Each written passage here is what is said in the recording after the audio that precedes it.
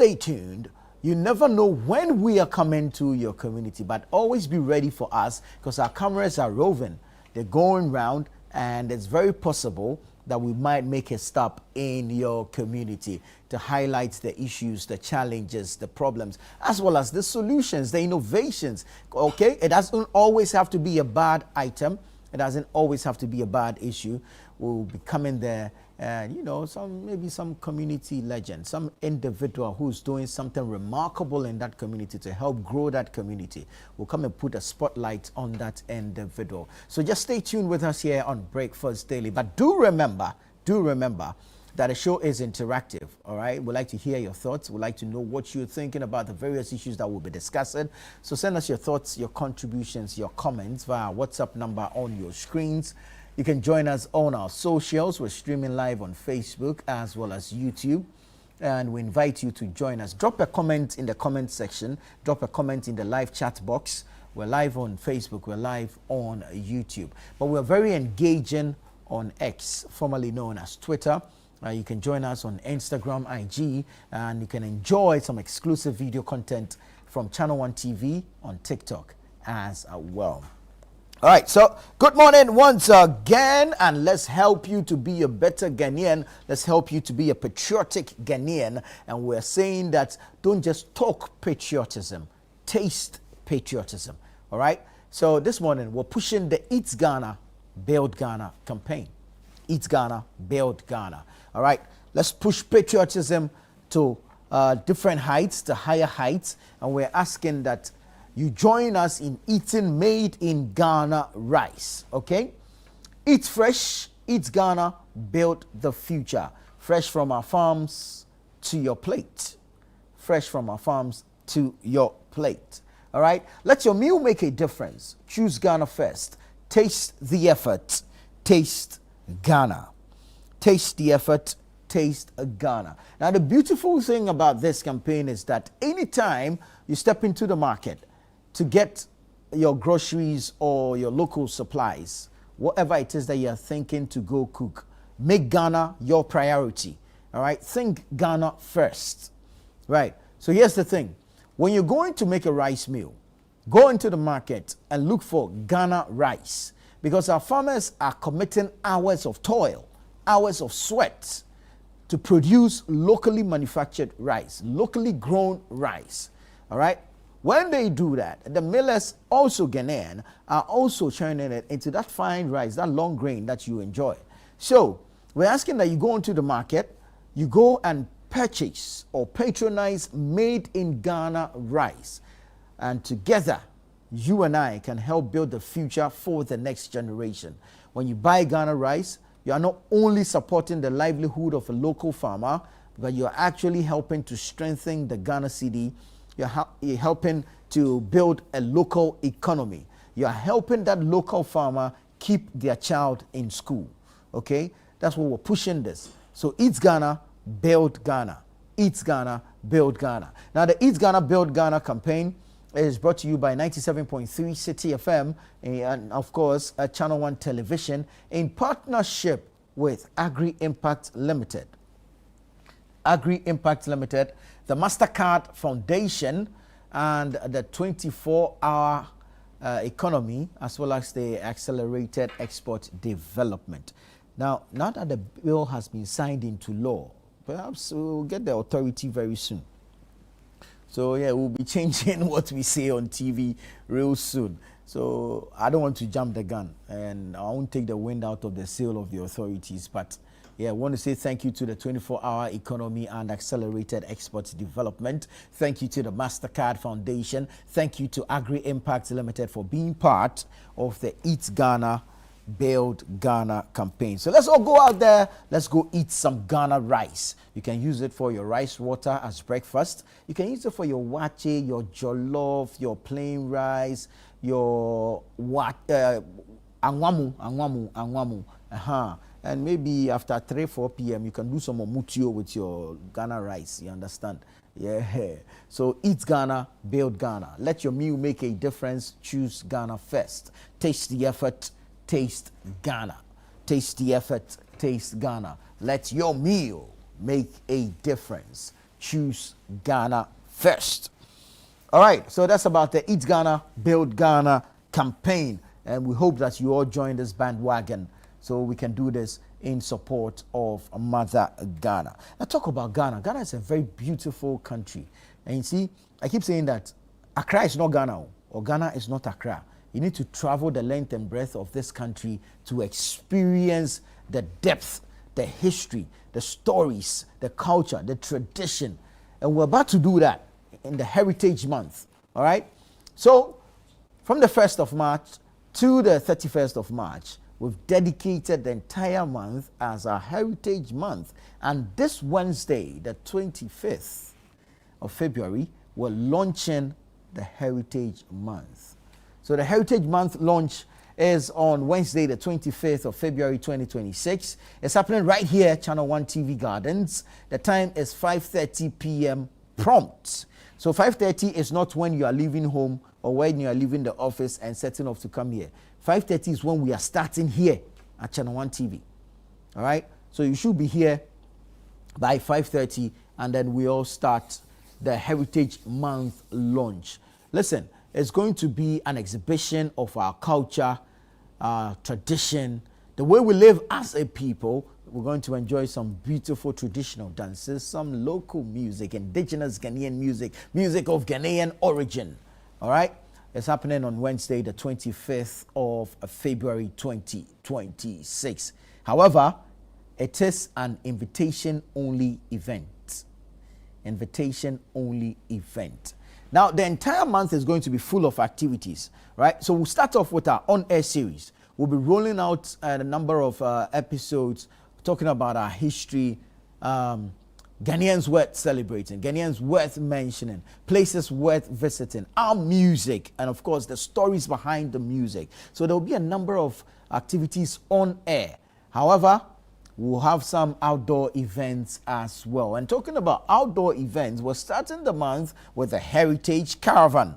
The caravan will be setting off from the 1st of March to the 8th of March, where we get to travel the length and breadth of this country. So 14 regions in 8 days. Absolutely amazing. 14 regions in 8 days. We'll move from Accra, enter the eastern, go all the way up to Upper East, North, you know, and then we'll cruise all the way down to the western region, and then we'll make our way back to Accra. It promises to be fun. It promises to be exciting. Definitely is going to be remarkable. There's so much to learn from the Heritage Caravan. But all of this is made possible, kind courtesy, our sponsors. And so this morning, we come here, hearts full of gratitude, and want to say thank you to all of our sponsors. All right? Thank you to Hollard Insurance. Hollard Insurance has been with us. They've been partnering the Heritage Caravan over the years. And we want to say thank you to Hollard Insurance. Big thank you to Omni Basic Bank, not just another bank. They've also been with us. It's been 3 years and running. We want to say thank you to Omni Basic Bank as well. Goil, good energy. Goil has been fueling the caravan over the years, and we appreciate you so much. Big thank you to Goil as well. Mini Achumo. Mini Achumo. Thank you to Mini Achumo. We'll be munching on that while we embark on the caravan. So big shouts to Mini. Now there's AdMe Granite Paste. Yeah, thank you to AdMe Granite Paste for coming on board to sponsor the Heritage Caravan.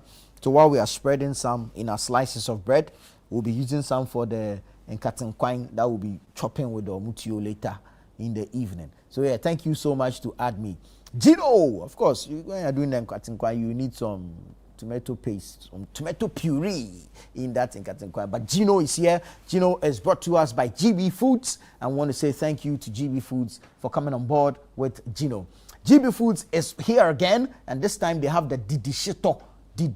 They say it's homemade taste. So you need to taste it to believe it. Taste it to feel it. Taste it to enjoy it. Didi Shito. Nice one. I know Dede loves the, because Dede and Didi there is quite close, so you enjoy it. Piva Beverages is also on board. Piva has been with us a number of years, and we appreciate Piva so much. They are always refreshing us with their drinks and hydrating us with their water, and we appreciate Piva so much. We look forward to a beautiful experience once again with Piva Beverages. Piva Beverages. Now, Nanes Rice is making a debut. This is the first time Nanes Rice is coming on board. I want to say thank you so much to Nanes Rice. We look forward to all the goodies that you'll be bringing on board. But thank you to Nanes Rice for making it onto the Heritage Caravan as a partner. And of course, this year happens to be our 10th anniversary. So this will be the 10th edition. The Heritage Caravan 2026 is the 10th edition of the City FM and Channel 1 TV Heritage Caravan. So this year, we have an official timekeeper, Caveman Watches. Caveman Watches. I want to say thank you to Caveman, the entire crew at Caveman. You guys are doing absolutely fantastic, and we appreciate you so much. So thank you to Caveman Watches for being part of the Heritage Caravan 2026, the 10th edition, the 10th anniversary. We look forward to exhilarating times. We look forward to historical feats. We look forward to building networks and, of course, sharing fantastic moments together on the Heritage Caravan 2026. Now, the Back to Your Village Festival is back. All right, I told you about the Heritage Month. So in this month, everything traditional, everything cultural, everything Ghanaian. So the Back to Your Village Festival is back. It's happening at the Ifua Sutherland Children's Park from the 28th to the 29th of March 2026. 2 days, all right, 28th and 29th of March 2026 from 10 a.m. to 6 p.m. each day. Come and taste that local cuisine. Come, let's take you back to your village where you used to enjoy grandma's food straight from the pot to the asanka, and it feels good. You know what I'm saying? So come, let's take you back. I remember when I used to eat in the forest with my old boy. Charlie, we cut some tomatoes and some leaves. Charlie, I think it's fresh. You understand? But come to the Ifua Sutherland Children's Park, 28th and 29th March. Let's take you back to your village. Let's enjoy some local food, all right? Food that you haven't tasted in a while. You've been in a crowd for a minute, and it's time that we take you back to your village culinary, all right? So we're taking you back to your village through your mouth. You'll be tasting your village food in Accra. See that Bobby Tadi, the Madechi, the okro soup, the banku, the cheke, the wache, the Bob. Actually, just name it. Everything some will be available. You enjoy the local villages. That's why the southern, the northern, and the middle, where we get you some, food from the south, food from the Volta area, all the way through Kumasi to the Bono area. Then we take you up north. Oh boy, I'm salivating already. So let's see you on the 28th and 29th of March. It's 2 days. So 28th and 29th of March. Come and let's choose some Akrantia. Let's do a tribining coin. No tribining coin. Yeah, come and let's enjoy. You know what I'm saying? All right, people. So we'll see you on the 28th and the 29th of March. Hey, Brad Charles, that was our rule. Hey. No, but this Brad Charles was a young boy. Yeah, he was in his youth. But come and let's experience it. You see, the beautiful thing about the Back to Your Village Food Festival is that the food, it is being cooked live. So you are there, you are seeing the preparation, you are living the experience, you're walking through it, and you're enjoying the food. Alrighty. So people, let's see you on the 28th and the 29th of March at the Ifua Sutherland Children's Park. Come and enjoy. We'll see you there. Alrighty. But while we are at it, let's go on to the Google Play Store. Let's download the Channel 1 News online app. And let's get the news regularly on the go. It's factual, it's accurate, it's relevant, it's timely. Download the Channel 1 News app from the Google Play Store. Install on your device and you're good to go with the news. Now, talking about the news, the newspapers are here. We're going to go into the front pages. I'm starting off with the Daily Graphic newspaper. The front page says, B5 Plus pioneers 24-hour economy. President reveals at expanded plant commissioning. B5 Plus pioneers 24-hour economy. President reviews at expanded plant commissioning. Government bans land transit of cooking oil. Government bans land transit of cooking oil. Finance Minister orders crackdown on customs complicity. This matter. Government bans land transit of cooking oil. Finance Minister orders crackdown on customs complicity. Quarter 1 graphic business and Stanbic Bank breakfast meeting tomorrow. Experts to discuss urban transport system. And then you have MTN to invest $1.1 billion in Ghana. MTN to invest $1.1 billion in Ghana. On the back page, you have a few sports stories, mostly the Ghana Premier League GPL. Kotoko return to winning ways. Hearts falter again in title race. Kotoko returns to winning ways. Hearts falter again in title race. So that's the Daily Graphic newspaper. Let me take you to the Chronicle. The Chronicle newspaper says, Atoforsen is mad, threatens fire and brimstone as Ghana loses over 85 million cedis at the Akanu border. Atoforsen is mad in inverted commas, threatens fire and brimstone as Ghana loses over 85 million cedis at the Akanu border. Heath Goldfields pours first gold after reviving Bogoso Pristia mine. Heath Goldfields pours first gold after reviving Bogoso Pristia mine. Farmer petitions Otumfuo over purported breach of Ebunu system. Hey, when I see Ebunu, I'm thinking about Ebunu. I want to go and drink some green soup. Farmer petitions Otumfuo over purported breach of Ebunu system. And then our scripture for today is taken from Titus 2:15. Declare these things, exhort and rebuke with all authority. Let no one disregard you. Declare these things, exhort and rebuke with all authority. Let no one disregard you. Titus 2 verse 15. That's our scripture for today on the front page of the Chronicle newspaper. Let me get you to the Daily Guide. Let's bring you the front page stories of the Daily Guide newspaper. Daily Guide says NDC 24-hour economy misled youth. That's according to Member of Parliament for Fuasi Ayerebi Kojo Opon Nkrumah. He says NDC 24-hour economy misled youth. Mahama commissions B5 Plus steel plant. Mahama commissions B5 Plus steel plant. Interior Ministry introduces automated fire compliance and safety system. Interior Ministry introduces automated fire compliance and safety system. Heath Goldfields records first gold pour, ignites local economy.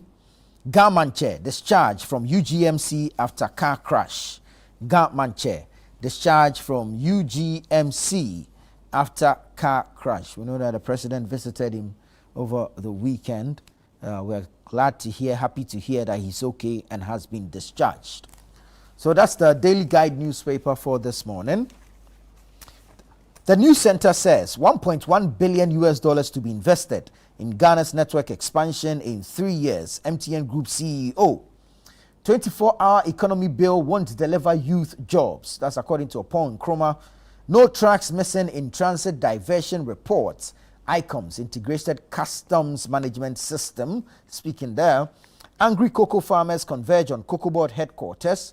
Cocoa protests politically engineered. That's according to Mahama Yariga, the majority leader in Parliament. So that's the News Center newspaper.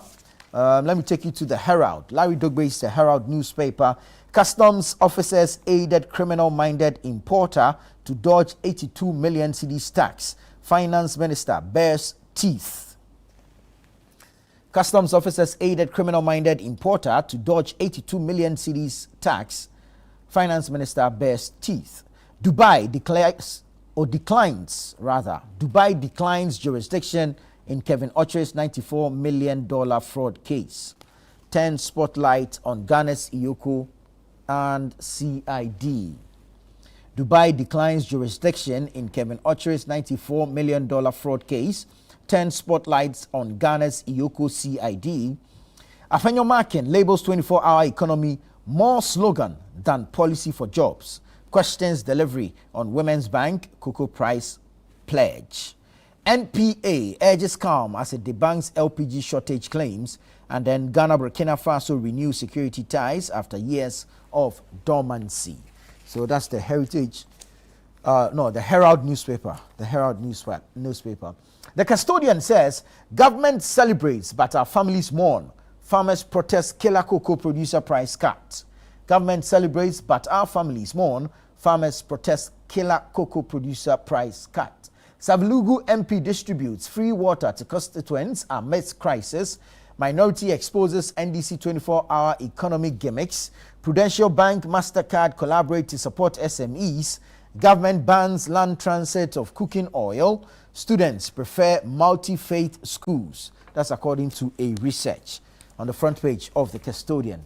The Ghanaian publisher says, Ghana Link clears air on missing tracks, backs GRA probe.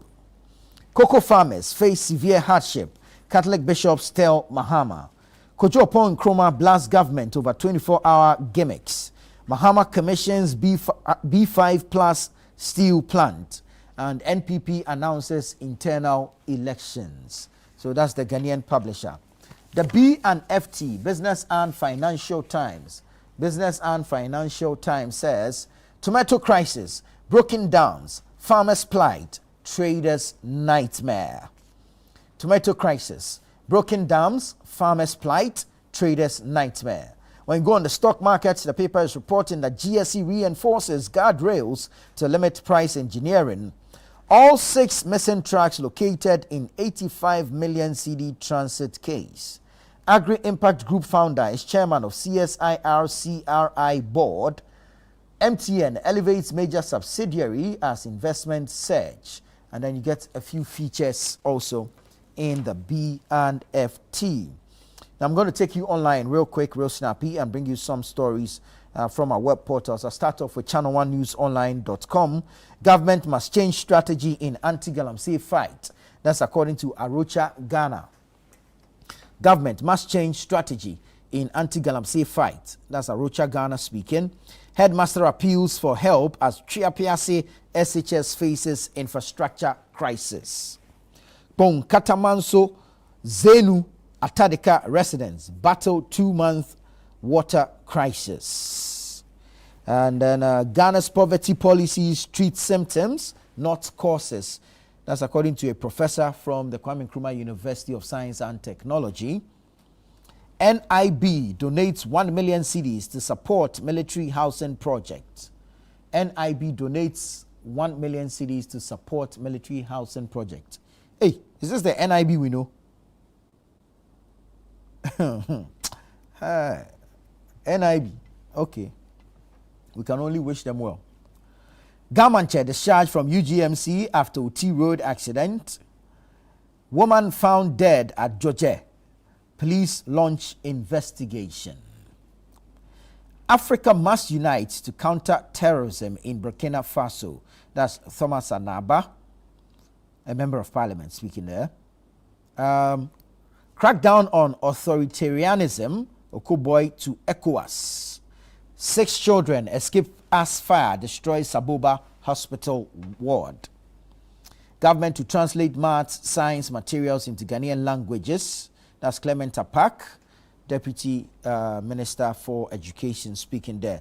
A few quick stories from citynewsroom.com. Citynewsroom.com says, SEMSE, Ghanaians overpaid 1.5 billion cedis for power, demands 11% tariff cut. Ghanaians overpaid 1.5 billion cedis for power, demands 11% tariff cut. Cocoa Board must rationalize staff, not just cut salaries. That's according to Professor Peter Korte. Free SHS is Ghana's most significant social policy since 1992. That's according to the minority leader Osahene Alexander Apenyo Markin. Guzi Tano says 24-hour economy will incentivize, not force businesses. So it will incentivize but not force businesses.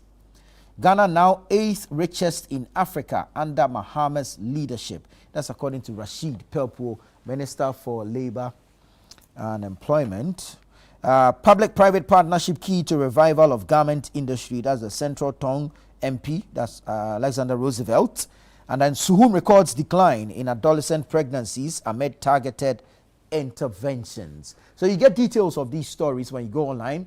That's citynewsroom.com as well as channel1newsonline.com. Go on there and you get details of these stories as well as several others. But this is Breakfast Daily here on Channel 1 Television. I am Nana Tufo Boateng. Stay with us. We'll be right back with the news review segment.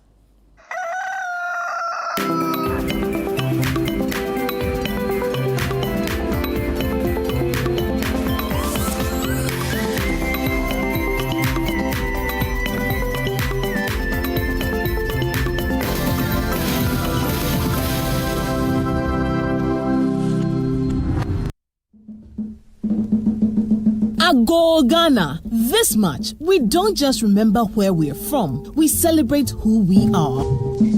Our stories, our culture, our rhythm, our pride. And it all begins with an evening designed to set the tone for an unforgettable Heritage Month. Join us as we officially launch the Heritage Month 2026 in grand style, color, and culture. Date is Wednesday, 25th February 2026. The venue is the Channel 1 TV Gardens. The time is 5:30 p.m. prompt. It will be an evening of culture, conversation, music, fashion, and storytelling as we unveil the exciting lineup of events and programs specially curated for you this March. From powerful cultural experiences to engaging community moments to celebrations that connect generations. The Heritage Month 2026 promises something for everyone.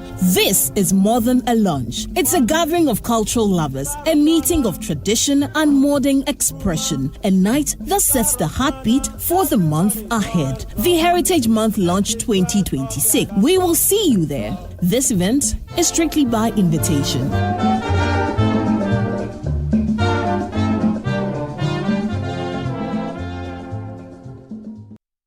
Hundreds of entries have poured in from communities all across the country, and the energy is off the charts. The quest to uncover the most deserving stories has kicked into high gear. Stay tuned for the thrilling reveal and the grand celebration of our esteemed 10 Channel 1 TV community legends. Only on Channel 1 TV.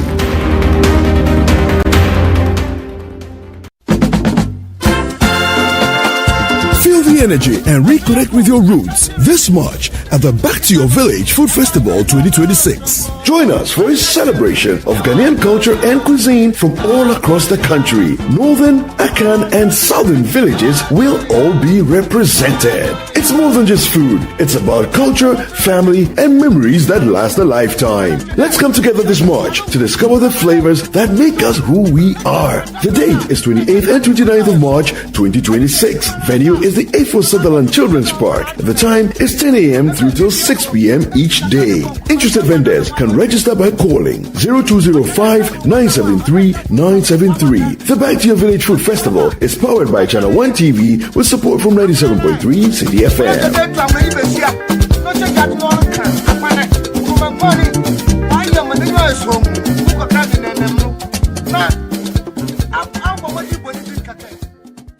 All I wanted is to be part of a real family.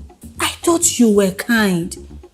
Akole, I offered you money, got you a hotel for a few nights. That was the best I could do. I wanted little dignity and shelter. I promised I wouldn't speak of that night. I promised I would help around the house. Cook, wash, keep quiet, and I met it.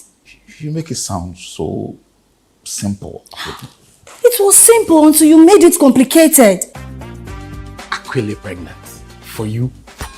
Fifi. I didn't say she was pregnant for me.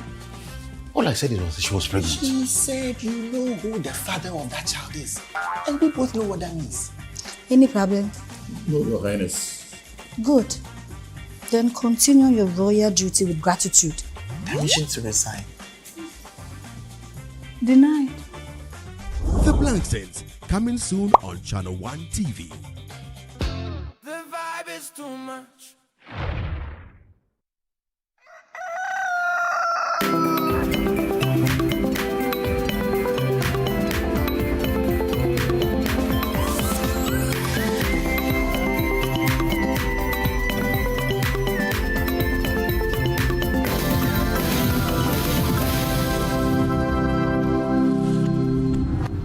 Hello there. Thank you so much for keeping faith with us. This is Breakfast Daily on Channel 1 Television. We're going into the news review segment. Our guests are seated, so we're going to raise some topics, ask them relevant questions. They're going to bring varying perspectives to the various issues that we'll be discussing. And we invite you to join us. The show is interactive. Send us your thoughts, your comments, and your contributions via WhatsApp number on your screens. You can join us on our socials. We're streaming live on Facebook and on YouTube. Tweet at us on X is Channel 1 TV, and of course you can comment on our post on Instagram as well. But we have some exclusive video content for you on TikTok. All right, let's get straight into it. Elvis Dako is here. He's the editor of the News Center newspaper as well as the web portal newscenter.com. Elvis, good morning. Good to have you. Good morning. Delali Sawakbo is here. He's the head of corporate communications, the Ghana Ports and Harbors Authority. Delali, good morning. Yeah, good morning. It's been a while. It's been a while. I trust you're well. But I've been monitoring, I've been watching. I hope all is well. All is well. Great stuff, great stuff, great stuff. So thank you, gentlemen, for joining us this morning. Let's get straight into it. The cocoa issues have not gone away. Still on the table. Cocoa price reduction. The majority is dismissing calls for a bailout for farmers.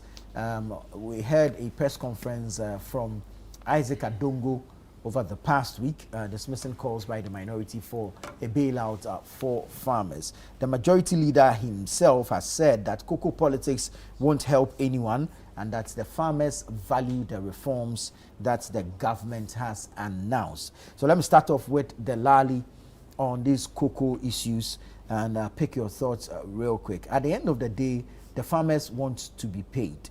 Last week we had an announcement of some disbursements being made towards the farmers, but concerns are that they have received a haircut or they've been given a haircut. What are your thoughts on this matter? Yeah, good morning, and good morning to your cherished viewers who are watching us this morning, and good morning to my brother. I have actually monitored this issue about cocoa farmers relative to cocoa board position. I have listened to the minority speak in respect to this particular subject matter, and I've actually had the opportunity to watch excerpts of demonstration being staged by some cocoa farmers. I've listened to several accounts from some of the cocoa farmers as well. Yeah.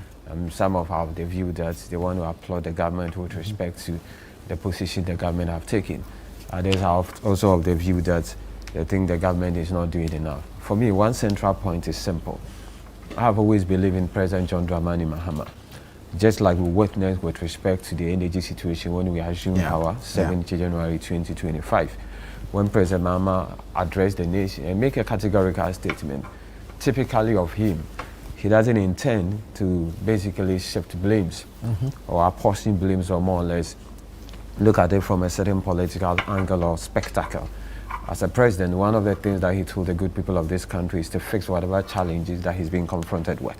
So here we are with respect to the energy situation. Like he will always continue to talk about the fact that he doesn't intend to deal with the symptoms. He wants to deal with the root cause of it. Once again, this one too shall pass. I have the confidence and the belief in His Excellency John Dramani Mahama. That is one of the reasons why he quickly have a cabinet meeting, a crisis one for that matter, to address the challenges confronting the cocoa sector. I've listened to the CEO of Cocoa Board, make a statement. Dr. Randiabi. Dr. Randiabi. For me, the first time I watched him on one of your sister TV stations, one of the things I said was the fact that he demonstrated a certain high level of humility to admit that indeed there are challenges confronting the sector, and for that matter, he intends to fix it. So I've listened to the minority side. You have to give it to them because basically, for almost about more than 1.5 years, 1 year with some few months, basically there's nothing that they can pinpoint to relative to some of the negativity associated with this particular regime led by President John Dramani Mahama. So once they get an opportunity like that, they want to milk it. So you have to give them that credit. But one thing that is very important is the fact that we need to appreciate the intelligence of Ghanaians and the intelligence of the cocoa farmers who are watching us this morning. Right. They appreciate where we are coming from and vis-a-vis where we have gotten to. They appreciate what the position of the NDC prior to the 2024 election was. What was the position of the NDC? We made a statement to the effect that the NPP at that time were paying cocoa farmers the FOB price that we think that they were so changing cocoa farmers relative to taking into consideration what was prevailing at the world market. Is that not it? I've seen a video on about Forsen. Granted an interview in one of your sister radio station. He made a statement to the effect that when NDC assume power, what we are going to do is we're going to pay cocoa farmers 70% of their gross FOB price. The free on board. Free on board. That's what he said. Relative to what the world market was at that time and what the world market will be when the NDC assume power. Currently, as we speak, I want to pose this question. What the NDC, somewhere in August 2025, the price per ton was 51,000 Ghana cedis per ton. The NDC, consistent with our posture and the position of the party, then opposition, the government waiting, so we're going to pay farmers 70% of the free on board price. Did we deliver or we did not deliver?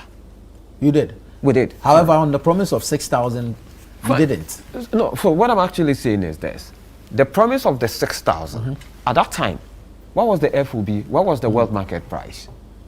Because whatever we were discussing at that time, back in the opposition, was consistent with what was prevailing. But you were a government in waiting to come at a certain time. I agree with you. Anticipate the prices on the international market at the time you'll be in power? Fine, the point is, you see, the central point here is this. Regardless of our position was this, we're going to pay cocoa farmers, right, an amount of money that is consistent, 70%, consistent of what the world market price is. Is that not it? And the NPP at that time were paying 51%. Is that not it? And the NPP told us that, listen, what the NDC is saying is a lie. We cannot fulfill that promise. And as we speak, the NDC is currently, back in August, we're paying 70%, right, of the FOB price. Yeah. In October, when the cedi begin to depreciate, we still maintain that 70%. As we speak, per the current policy shift by the government, we are paying 90%. Is that not it? That fact must be established. Right. That notwithstanding the fact that we appreciate the fact that, in fact, the world market, there are challenges with respect to the world market. When you go to Cote d'Ivoire, in the past, as we speak, Ghanaians cocoa farmers would have smuggled their cocoa to Cote d'Ivoire. Is that not it? Yeah. As we speak, Cote d'Ivoire itself are saying that this has never happened before. 10 years unprecedented, 10-year period unprecedented, to the extent that the Cocoa and Coffee Council in Cote d'Ivoire are going through the same challenges. Right. But like I said, we are not here to shift blames. We are not here to make it look like there are not challenges. Because you see, once we adopt that particular posture, it contradicts the very position that we took when in opposition. That we are not going to be a government that engage in what we call lamentation. But you see, it's also prudent and it's very constructive and instructive for us to expose the duplicity of the NPP. Right. It's important for us to let Ghanaians know the people that are making a lot of noises relative to the cocoa sector have no moral right to make such claims. Because they don't? Absolutely. Because you see, this is a regime about 2 years ago. Look at the debts, right, that they bequeathed to Cocoa Board. Right. Look at an instances where you have jute sacks that you have already procured almost about 150,000 jute sacks, which you have not even exhausted. But yet you decide to commit yourself into another contract. $48 million. For what reason? For what reason? Go to Cocoa Road and look at the amount of debt that is in the books of Cocoa Board. Right. You also have an instances where an amount of $350 million contracted from the African Development Bank relative to dealing with diseased cocoa farms. Swollen shoots. 156,000. How many have they dealt with? 40,000. So at the end of the day, the Cocoa Board in its current state, right, is in a state of comatose bequeathed to us by the NPP administration. But we are not interested to focus on that. That is why I say in the opinions of other people who continue to talk about the fact that if we feel that these individuals right, has put cocoa board in the mess that is currently finding itself. They must be dealt with according to the dictates of the law. Because at the end of the day, if you are dealing with a group of people who are culprits when it comes to the current position of cocoa board, and yet they go around and create an impression that they did nothing untoward to bring cocoa board to its current state, and yet nothing is being done about it. That is why people raise that concern. For me, I keep on saying one thing. I have listened to the CEO of Cocoa Board. I've listened to Honorable Eric Opoko. I've listened to the finance minister. One important thing is the fact that we are not here to shift blames. We are here to find a lasting solution in dealing with the problem confronting Cocoa Board. See, whatever that happens to cocoa, it affects the backbone of this country. True. Cocoa continues to hold this country together since time immemorial. The backbone of this country's economy solely rely on cocoa until they're coming into being of oil and what have you not. So it's quite instructive that we should deal with the cocoa issues. There's the argument that you've relegated cocoa because now you're enjoying processed from gold. No, absolutely not. Absolutely not. You see, if indeed the government has relegated cocoa to the background, we would have made a certain promise whilst in the position that we're going to pay the 70% of the FOB price as consistent with what is happening in the world market.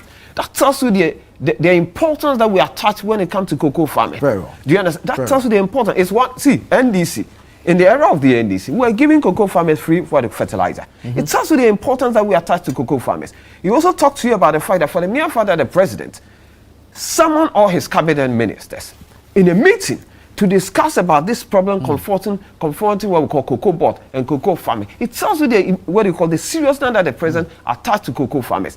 And I will conclude with this.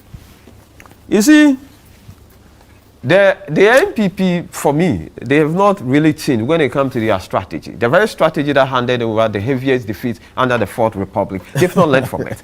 Because you see, I see a certain individual championing a certain cause. And I ask myself, these are individuals that have credibility deficits. Really? And you see, once you have individuals that have credibility deficits, they are not the one to champion the cause, to redeem the NPP of credibility deficits. Because you see, these are people, right? I mean, 2 years ago, or less than 1 year ago, it was obvious that these individuals have lost credibility when it comes to the right-thinking Ghanaians. Really? But there's absolutely nothing wrong, right, in professing a solution, in dealing with a particular problem. But all of a sudden, you are creating an impression that the NPP has been in opposition for 8 years. But you've been in opposition for less than 1 year, 3 months. And all of a sudden, you are coming out to create an impression that President John Dramani Mahama, the Cocoa Board CEO, have done something, right, that has put Cocoa Board in its current state. What I want to advise my colleague from the NPP is this. You see, the NDC was in opposition. We saw a certain level of credibility, right? The NPP in power were basically dismissive. We have not been dismissive. Anytime somebody says something, they dismiss it. Very well. Right? But we have not been dismissive. We have accepted the fact that there are challenges. And how we deal with the challenges is the policy shift that has been announced by the finance minister. And as we speak, you've heard what the present position is, what the government position is, and about the fact that we intend to add value addition to our cocoa. Right. So that is how we intend to deal with the problem. As for the NPP, if they are hanging on to this cocoa saga, I believe it wouldn't be long. We'll be able to deal with this particular situation and deal with it heads on, so that at the end of the day, cocoa farmers will be satisfied with this particular region when it comes to the policy shift in dealing with this issue. Thank you. Let's say good morning to Ibrahim Ajay. Ibrahim Ajay is the resident country director for the International Investments LLC, and he's been kind enough to join us this morning. Ibrahim. Thank you very much, Nana. A very good morning to you. I want to say salam alaikum. Wa alaikum salam wa rahmatullahi wa barakatuh. Nice fasting. Yes, Ramadan Mubarak to everybody watching. Thank you so much for joining us. Thank you. Elvis, let me come to you. We're playing politics with our cocoa, and it will come back to bite us one day. Where do you stand on this? Well, the NDC played the Kwalogo and now they are dancing to the Kwalogo. With the promises they made, eh? Of course. when you know that you don't control the price of cocoa in the world market, and you go out there and say, I'll pay you 7,000, 6,500 and the rest, and the cocoa farmer says, that is what you told me, so I want my money. Why should we drag this issue? A promise must be fulfilled. Okay, at the time they were making all the argument, the defense they are putting up today doesn't hold water because at the time when this was making it, they knew very well that Ghana decides cocoa price based on average price per year. Ghana at that time were not using spot price for you to be using spot price to be promising farmers. At that time they were campaigning, they were using spot price. That cocoa is 7,000, is 8,000. When you come, we'll give you this amount. But they forgot that at that time Ghana was using average price. Because average we price were doing means forward that sales. Average price means that you compute a year's fluctuation of the price. Exactly. You put it together and divide by 12, and this is the amount. And we use that to actually negotiate with international buyers. Right. And then you use that to come and announce as what? The farm gate price. Do you understand it? Yeah. So by the time that they were making all the promises on the campaign promise, Ghana was not doing a spot sale. So they cannot use that today to defend themselves that the price was at that place. That's why they made that promise. They knew what it was. They knew that at that price we're not doing spot price. So if cocoa had gone up to even 20,000, it will not benefit the cocoa farmer because at that time we were using forward sales. And therefore once we enter into the agreement with the international buyers and then we come to announce on October 1 that this is the price for cocoa, that is it. Based on the average per year. We have signed a contract with the international buyers after determining that price. So if after determining that price, even cocoa price goes to even 50,000, the farmer is not going to benefit because we have sold the cocoa ahead of time. And we have signed agreement with international buyers that this is how much we want to sell our cocoa to you based on factors A, B, C, D. And we go and sit with the international buyer and do a negotiation and agree on the price. So if after that negotiation and the price is agreed and it's announced and that there are increases in the price of cocoa, it doesn't affect the cocoa farmer. Same way, if the price is announced and there's a drop in the price of the cocoa farmer, it doesn't affect the cocoa man. So it was a risk mitigation approach. So if at the time when this was campaigning, they were using the increase in price and saying that because of the price you get it, they knew very well that that was not possible because of the arrangement that was being applied. But because of politics, they made it that it was possible when you knew that forward sales, locking in the sales ahead of time doesn't permit that. But you use it for politics. And now you come and the farmer said, this is what you promised me. Why are you paying me less? You say, why is there people complaining? You see, let's be factual with people. Now you have come, you said you want to give the farmer the best, right? They told the president to go and say that there was going to be a huge price increase in cocoa. So even if you don't have a cocoa farm, go and look for land and farm. Who told the president to go and say that? Who told the president to go and say that? Because when at the end of the day they announced the price, it was just 100 cities that was added. After the president had made that announcement, who even told the president to go and say that cocoa farmers are going to get a huge increase? Who forced them? It is their own appointees who told the president to go and say that. So you see, when we are dealing with commodities, we should first of all be reminded that we don't have control over how the pricing is done. People sit in the market, the buyers decide that based on A, B, C, D, we think that this should be the price of cocoa. And we go out there and make our argument and say, oh, we also think that because of A, B, C, D, this should be the price of cocoa under forward sales. But when it comes to spot sale, that's what the market determines. And if you want to apply spot sale, you should know that then there's no longer a risk mitigation for the farmer. That means that when the price goes up to 10,000, the farmer will get whatever. But when it comes to 2,000, then the farmer should also suffer. If that is the new approach the government is applying, let the farmer understand. Okay? Because if you go and promise, you promise fixed figures. You didn't promise that, oh, when we come, okay, we are going to do spot sales. And these are the risk inherent. As we speak, cocoa is just a little over 3,000. Okay? Does it mean that if cocoa gets to $1,000 per ton by 1st October that the NDC will announce the new cocoa price? It means that the cocoa farmers' earnings is going to slash significantly. If that is the case, they should be telling the farmer now.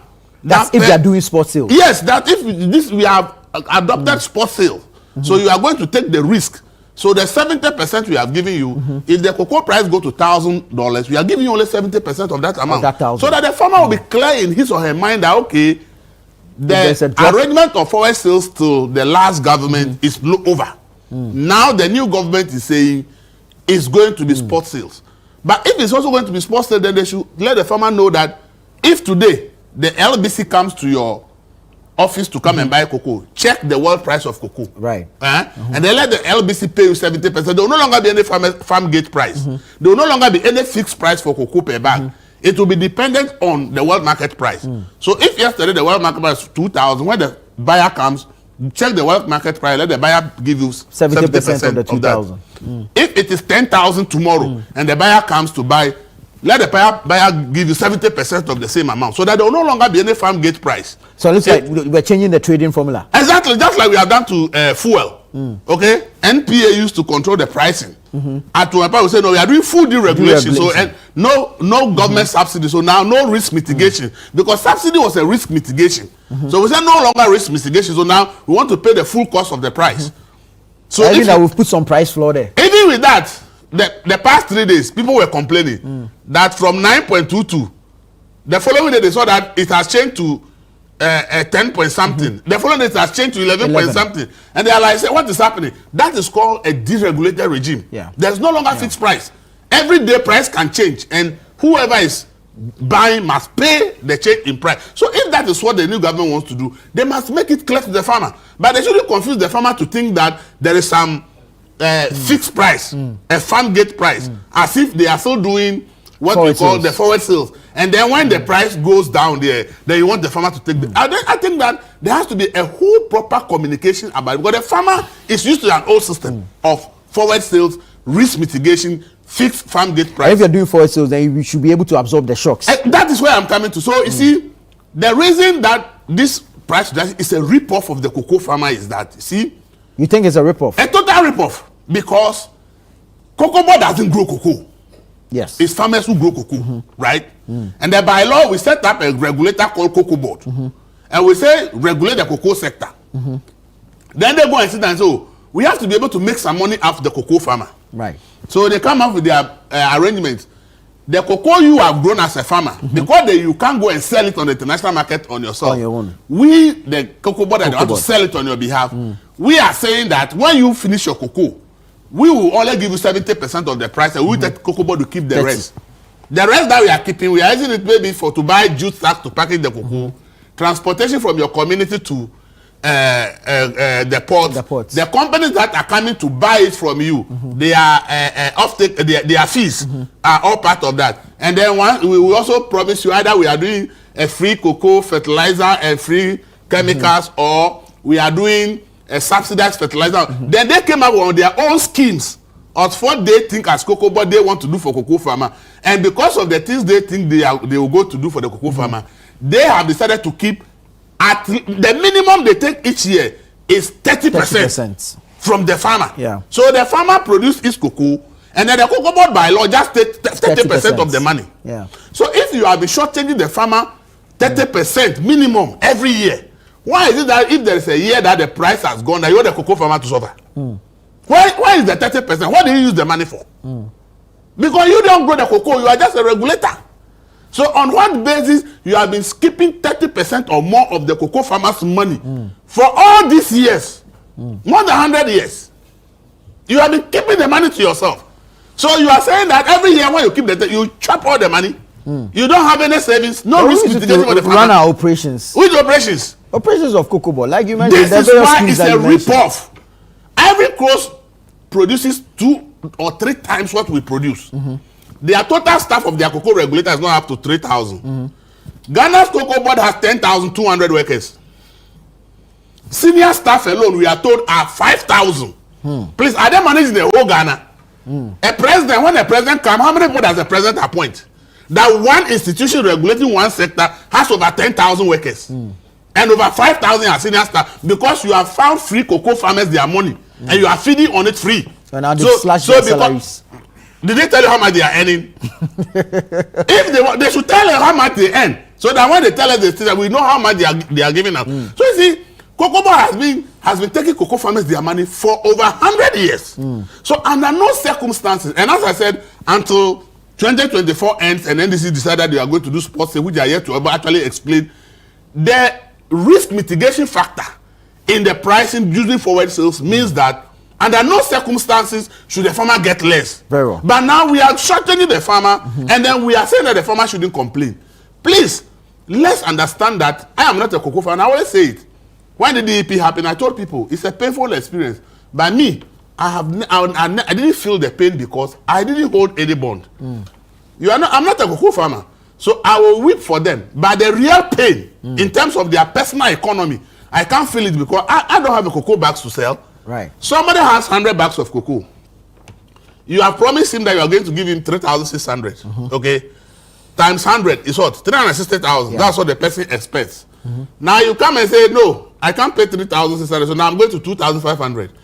You have shortchanged the cocoa farmer that has 100 bags by over 100,000 Ghana cedis. Yeah. Meanwhile, this person has been growing cocoa for the past 20 years or 30 years, and you have been keeping 30% of his money each year. So all the 30% of his money that Cocoa Board has been keeping, Cocoa Board wants us to believe that there's no money. Because they've turned the place into a contract awarding institution for political financiers, as he rightly said. Procurement machine. Procurement machine. That somebody wants to do procurement and make money. So because his government is leaving office, he has to actually buy the juice ahead of time, make his profit, and his government goes. And then when the government that comes, at least he has made some profit.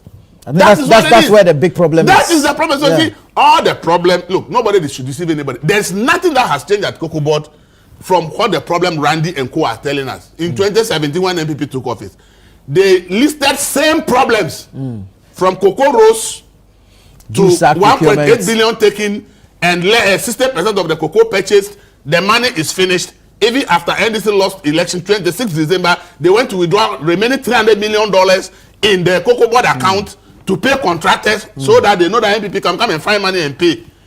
There is nothing that is being talked about today.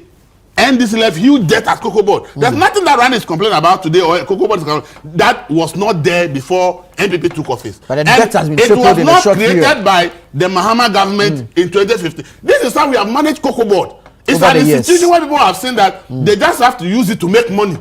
Contracts to buy chemicals, contracts to buy fertilizer, contracts to buy solar lamps, contracts to buy cocoa sap, contracts to rehabilitate farm, contracts to do it. That is all that Cocoa Board has become. The actual work that you are supposed to be doing as a regulator, they actually pay little attention to that. Their focus is contracts.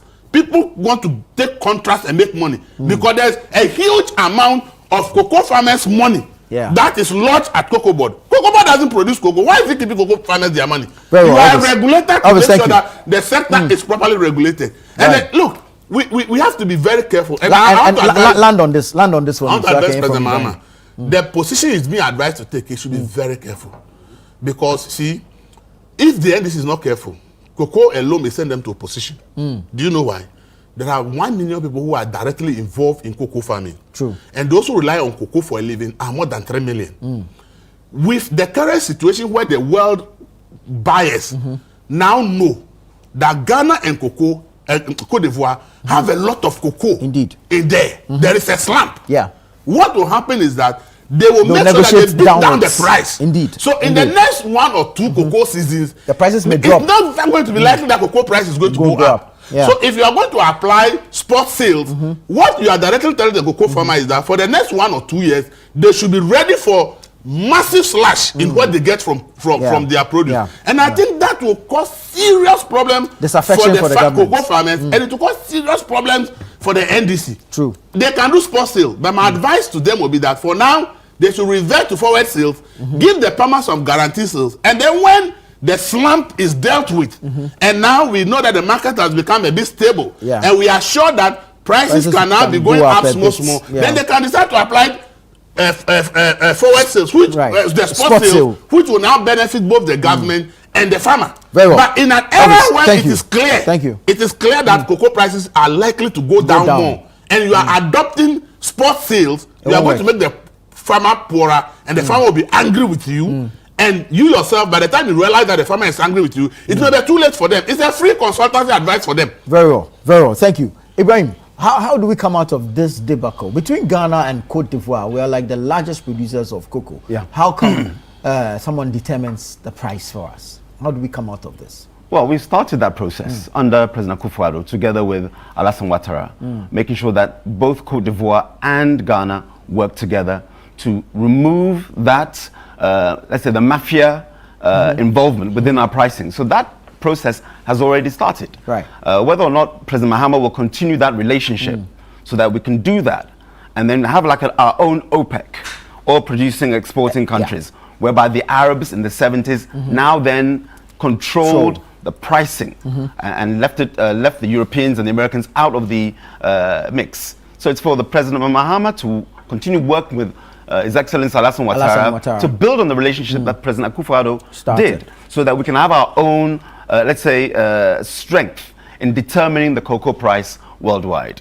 But it's about leadership, totally leadership, and the lack of leadership. The NDC are given reasons why they won't bail out the cocoa farmer. And then you wonder whether or not, and what Elvis said is 100% on point. Listen, Nana, in around, let's say, is it 9 months or so, or 10 months or so, we are in 2027, thereabouts. The NDC have only one more year, the 2027 period, to deliver. As of now, they've not delivered anything. I know we're going to come on to their 24-hour economy, Jumawara, all the other, their flagship policies. You're sure they've not delivered anything? Oh, they've not, but we'll come to it. We'll come to it. I'm talking about the flagship policies.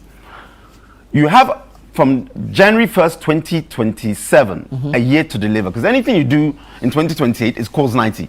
Elvis mentioned something. Cocoa will send them to opposition. I'll explain to you why. You think so too? You agree with Elvis? I believe so. The government is broke. If you're not broke, why is it that last month, Controller and Accountant General's Department struggled to pay salaries at the OGM, Office of Government Machinery. End of service benefits from the former administration, up to date, are still not paid. And they're talking about, oh, we're verifying, we're auditing. Yeah, that's auditing, which you agree should be done. Hold on. 2017, I want to come on track. In 2017, in 2017, when we came to power, within 5 months they've been paid. You didn't do auditing? We did auditing. August, listen. August of, if you talk, come with facts. I'm giving you receipts. I was in government. So if I tell you that in August of 2017 you were paid, take it as fact. We're in the month of Ramadan. Do I want to spoil my fast by telling lies? No. Come on. Some things are just sacrosanct. Call Harun Idrisu. Call others in your government. I'm talking 2016. Ask whether they were paid or not. Coming back on track. Why am I citing these examples? You can't pay salaries at the OGM. You found it difficult. And when they said they were verifying, staff members. Likewise, end of service benefits you can't pay. Contractors you can't pay. You've increased electricity to 9.86%. Water. So a government that has money, that is liquid, that can actually invest in the economy, you are showing that you are far from that template. The results are there. Now, if you open a business, you employ 10 people, then 3 months later you can't pay salaries, your business is not doing well. And then you start taxing people. That's where we are right now. NDC government is broke. Why do I say so? In 2024, thereabouts. But if they're broke, that's why you left them. I'm coming. Oh, let me come. How do we leave them broke? They keep talking about how the economy is doing so well. Had we not stabilized, or rather made sure that doomsday was a thing of the past, you saw how GDP had increased exponentially. Agriculture, the mainstay of our economy, had increased exponentially. The planting for food and jobs brought those dividends into the economy. You can't tell me that when you have over 296 1D, 1F factories working, that is how They're all working. 200 are online right now, out of the 296. It was on February 20th. President Mahama went to B5, the steel factory. Talking about now we're going to do 24 hours. This is the second phase. Hold on. The first phase of B5 Plus was a commission and opened by President Akufo-Addo in 2021, June. What are you talking about? And then that's a private and then we company. gave, 150 millimetric cubes of gas to actually power that industry. I know we'll come on to the 24-hour economy, so I don't want to merge the two. Sure. But I'm saying that we've laid the foundation to actually boost the economy, which we have, which we did, And the results are there. You are saying holistically, employment increasing. Now, coming back to what I'm saying, that in terms of them being broke, relating to Atoforsen. In the campaign trail, we were paying 3,100. Yeah. What did Atoforsen say? 6,000. No, he promised 6,000, but he said, okay, we're cheating the farmer. Yeah. Now you come and pay them 2,587, way off your 6,000 mark. And then you sit here, when I say you, the NDC commentators. Well, they actually did an increase of the 3,000 one. Yes, yeah, but the reality is now that they are saying that they are able to pay because of the reality. So no, the reality is this. When the price went up to $12,000 a ton, that's when you sell. Okay. When the price was high.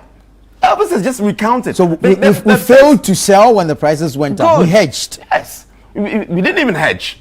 They're relying on spot sales. We are in this mess because of NDC's indecision. And Randy Abbey should take it on the chin. Leadership has caused the NDC and the farmers and Ghana to be in this position. Not because of the debt he inherited. How is it debt? We grew the assets. Forgive me if I'm shouting. No, it's fine, it's fine. Okay.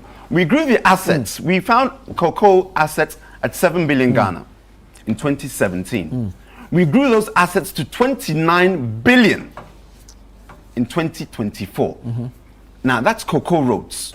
That's also the productivity enhancement programs like the hand pollination and the pruning, which saw us in 2021 exceed for the highest record over 1 million tons in cocoa production. I mentioned last week, before a cocoa tree will give you 20 pods. Yeah. Under Akufo-Addo, because of the hand pollination and pruning, one cocoa tree, 200 pods. It's there. So I'm giving you an audit, a chronology of how the NPP invested.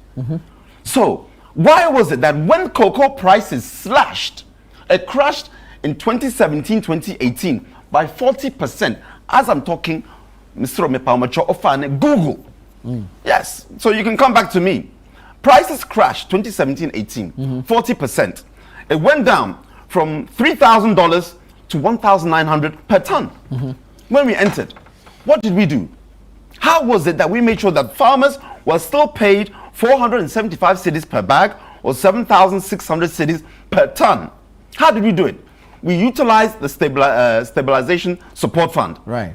Now, that's how we did it. And in addition to that, President Akufo-Addo said, you know, we have to forfeit our export, what do you call it, earnings. I'm talking the tax. The tax. So that we can protect the farmer. That's what we did. Because the person that you value, you support. Right. And that's what Akufo-Addo did. Yes. This is fact. I'm hoping that you can ask cocoa farmers. Because otherwise my colleague from the NDC will say it's a lie. Let the cocoa farmer call in. They are the best arbiter. The best person to speak on this issue. Not my brother, not Elvis, not me. Let them call in and say, yes, Ibrahim, this is what we experienced. Government forfeited its cocoa export revenue to support the farmer. So when there was a crash of 40%, we still paid the farm gate price. We didn't reduce because we value the cocoa farmer. Meanwhile, Côte d'Ivoire, same year, they slashed their farm gate price because of the crash by 36%. If you're in government, as I was, and I know the fingers at my it's on my fingertips. Côte d'Ivoire will run some sort of a deregulated system. I understand, but I'm telling you the reality on the ground. The farmer doesn't care about deregulated. They know, what am I getting? His Excellency Alassane Ouattara. It was slashed by 36%. We did not slash, given that a 40% slash. Right. So is it that the NPP are more intelligent? Is that we are more patriotic? It's because we are more disciplined in making sure that where our anchors of the economy are, you support it. What Elvis was mentioning, that in the value chain, there's over 3 million Ghanaians connected to cocoa. Yeah. This 2027-2028 season that is now approaching, you'll see so many people shipping or smuggling to Ivory Coast. If I'm growing corn right now, maize, abele, I'm growing oranges, I'm growing yam, I can go to Côte d'Ivoire and sell. as we do. But currently, Ivory Coast itself is struggling But I'm to just sell, saying, so it won't make economic sense. Cote d'Ivoire, Nigeria, Togo, Benin, wherever. I can export it without government involvement. We have handcuffed, and that's where Elvis was coming in. We've handcuffed the cocoa farmer, saying it's become like gold. You cannot sell cocoa without our say-so. And given the way they are mismanaging the sector, the cocoa farmer is suffering. Because he's like, why can't I sell? Right. Because I'm not getting the market price, and you guys have depleted the economy in terms of the cocoa sector directly. So how is it that Ato Force, you tell us that we are cheating the cocoa farmer at 3,100? You promise 6,000, then you reduce 2,587, and then you say you're paying 70% of the FOB. 70% of what? 6,000? Are you paying 70% of 6,000? Sometimes we have to be factual. We shouldn't hoodwink the Ghanaian. If I promise you 6,000 Ghana, and now I'm paying you 200 cedis, and then I'm saying, but at least I'm paying you 70% of 200 cedis. But it's the value that matters. It's the value. And cocoa farmers are the best determinants of this. In terms of the debt that I talked about, you have right now the Western region, because cocoa farms over time do die. They do die. Yeah. And then you're having right now, in terms of the Western region, is now the front of where you're having new shoots, new cocoa farms being virile and versatile and growing and producing. Whereas in Oti region and other parts of the Volta region and other areas, Eastern region as well, those farms are depleting. So somebody will say, Ibrahim, so you spent all this money on cocoa roads. Why are you continuing to spend more? Because the cocoa industry is not just about getting the pod or the beans to Tema or Takrady. You want to develop the area as a whole. But why should that be the burden of cocoa board? It's not about being the burden of cocoa board. Because cocoa board, is cocoa board not benefiting from the farmers? Indeed, they are. So if I benefit, I shouldn't reinvest in your area. What's going to happen now? They've taken it away. That's saying, okay, we're now taking the cocoa debt. They call it debt, but it's an investment. It's an asset. If you build a house, until you pay for it, is it not a debt? It's a debt. But if you start renting rooms in your house, suddenly, and you're having tenants, suddenly that debt that they call is an asset. So they should be clearly, they should frame their arguments very well. You had 7 billion of assets when we came. We shot it to 29 billion of assets. Yes, it's debt because you use money to make those assets. But now you are having hospitals and schools with proper roads within those cocoa areas that have financed Ghana's economy for all this while. Right. So when you say should it be the debt of the burden of cocoa board, if I'm benefiting from you, I need to also reinvest and make sure that you also benefit from the taxation that we are doing. Right. They have totally mismanaged this cocoa sector. No amount of argument that the NDC can give to not only we the Ghanaians, but to cocoa farmers can convince them. Very well, Ibrahim. Thank you. Delali, quick one. What would you say to those that argue that it's not a matter of the debt inherited, but a failure to sell when we had the opportunity to sell? You see, before I address that, I mean, I think sometimes, let's be, what did Honorable Ato-Forson said in that 60% argument is being made? What did he say? Did he make reference to what the world market at that price was? Did he make reference to it? And said that if it was the NDC, would have paid this amount of money? He made reference. He never made that statement in a vacuum. He made that statement within a context. Did he promise to pay 6,000 or not? He said, depending at that time, the price at that time, the NDC would have paid 6,000. Is that not what he said? Did he promise that when you come to power, you pay 6,000? Exactly, subject to the fact that at what the price at that time was. And he said, we are going to pay 70% of the, what they call, of the FOB price. Is that not what he said? And now the 70% of the FOB price, is he paying it or is not paying it? As for what's the value of that 70% at current international prices? So you see, the value of, as we speak, what he's paying is even 90%. But what's the value to the cocoa farmer? No, you see, I understand. You see, that's where the challenge is. I understand what the argument you are making. But the fact of the matter is this. When he made those statements, and you're talking about, okay, what is the value of the cocoa farmers and other, that factor can be considered. is worth considering. There's no doubt about it. But what is more important is when you are making a statement made by somebody, referencing a statement made by somebody, it must be accurate and the context must not be lost.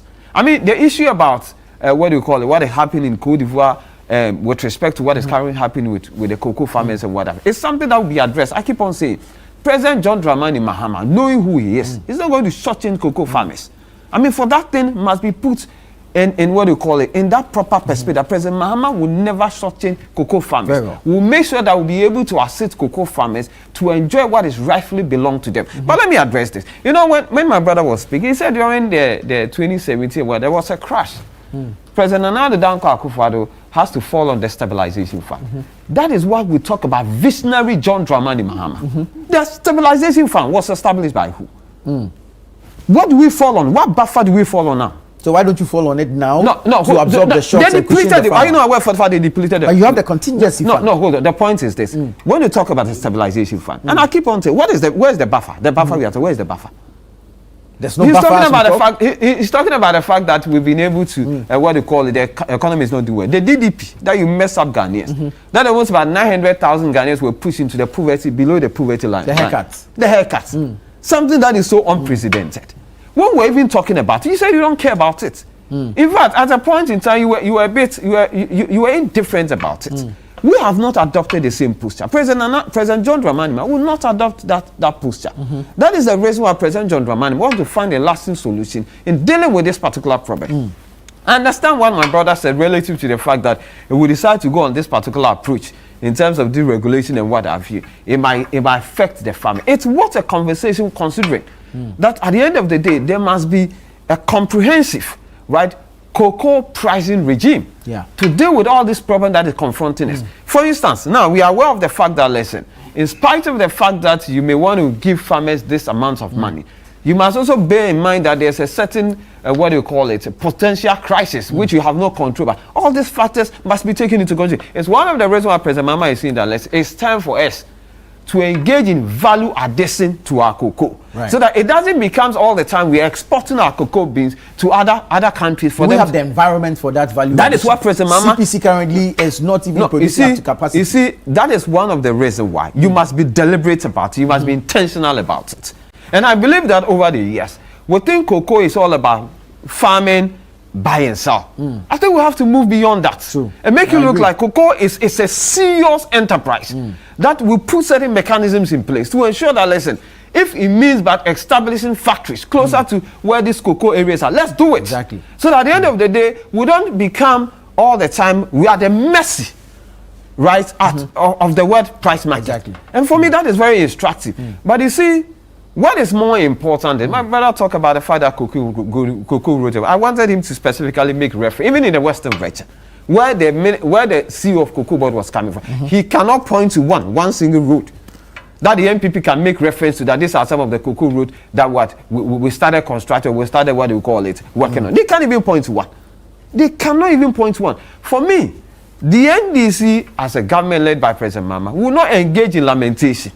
I want to find a solution to this. And I agree with what my brother said, that, listen, refusal to find an antidote to this particular problem will be a recipe for disaster going into the 2028 election, because there's no way you can win an election when cocoa farmers feel peeved, when cocoa farmers feel that they've not been treated well. And for that matter, that is why we are not going to treat it like the way the NPP treated. When people were crying and up in arms and lamenting about the DDP, got to a point they were not concerned about it. We are not going to adopt the poster of President Nana Dankwa Akufo-Addo when he went to Kwabre in the Asante region, when people were lamenting about road. He said, I don't care, you can fall on the other regime to come and work on it. We are not going to engage in such commentary. We want to respect the cocoa farmers. Like I said, they are the backbone of this economy. True. They are the backbone of this economy. And I believe, and I have every strongest belief, that President John Dramani Mahama, together with his appointees, together with the CEO of Cocoa Board, Dr. Randy, we'll find a lasting solution and deal with this problem. All the concerns that has been raised, we'll find an expression in the solution in dealing with this particular problem. And I can assure him, if the NPP are banging their hope in respect to the crisis that is confronting the cocoa board or cocoa farmers, then at the end of the day, the NPP is deluding itself. Because if you are banking on hope on cocoa crisis, what if by the end of 6 months or whatever, we have been able to find a solution to it? Like we always find a solution to problem. At the end of the day, beginning of the year, 2025, they were banking their hope in the energy crisis. Today, they are not even talking about the energy crisis again. You understand? For President Mahama is a doer. He has always proven that as for President John Dramani Mahama, he is not somebody who is shifting blames. Have you ever seen President Mahama shifting blames before? What President Mahama does is says, I am a problem fixer. And this one too shall pass. He will find a solution to it. Very well, Delali, thank you. Elvis, there's a question here for you. This is Eric Agidi from Sakumono. And he says, good morning. Please ask the editor, Elvis Dako, from his own analysis, what will be his proposed solution to the cocoa brouhaha? No, that's what I'm saying. First of all, government has to absorb the shocks. Government should avoid the spot sale at this moment.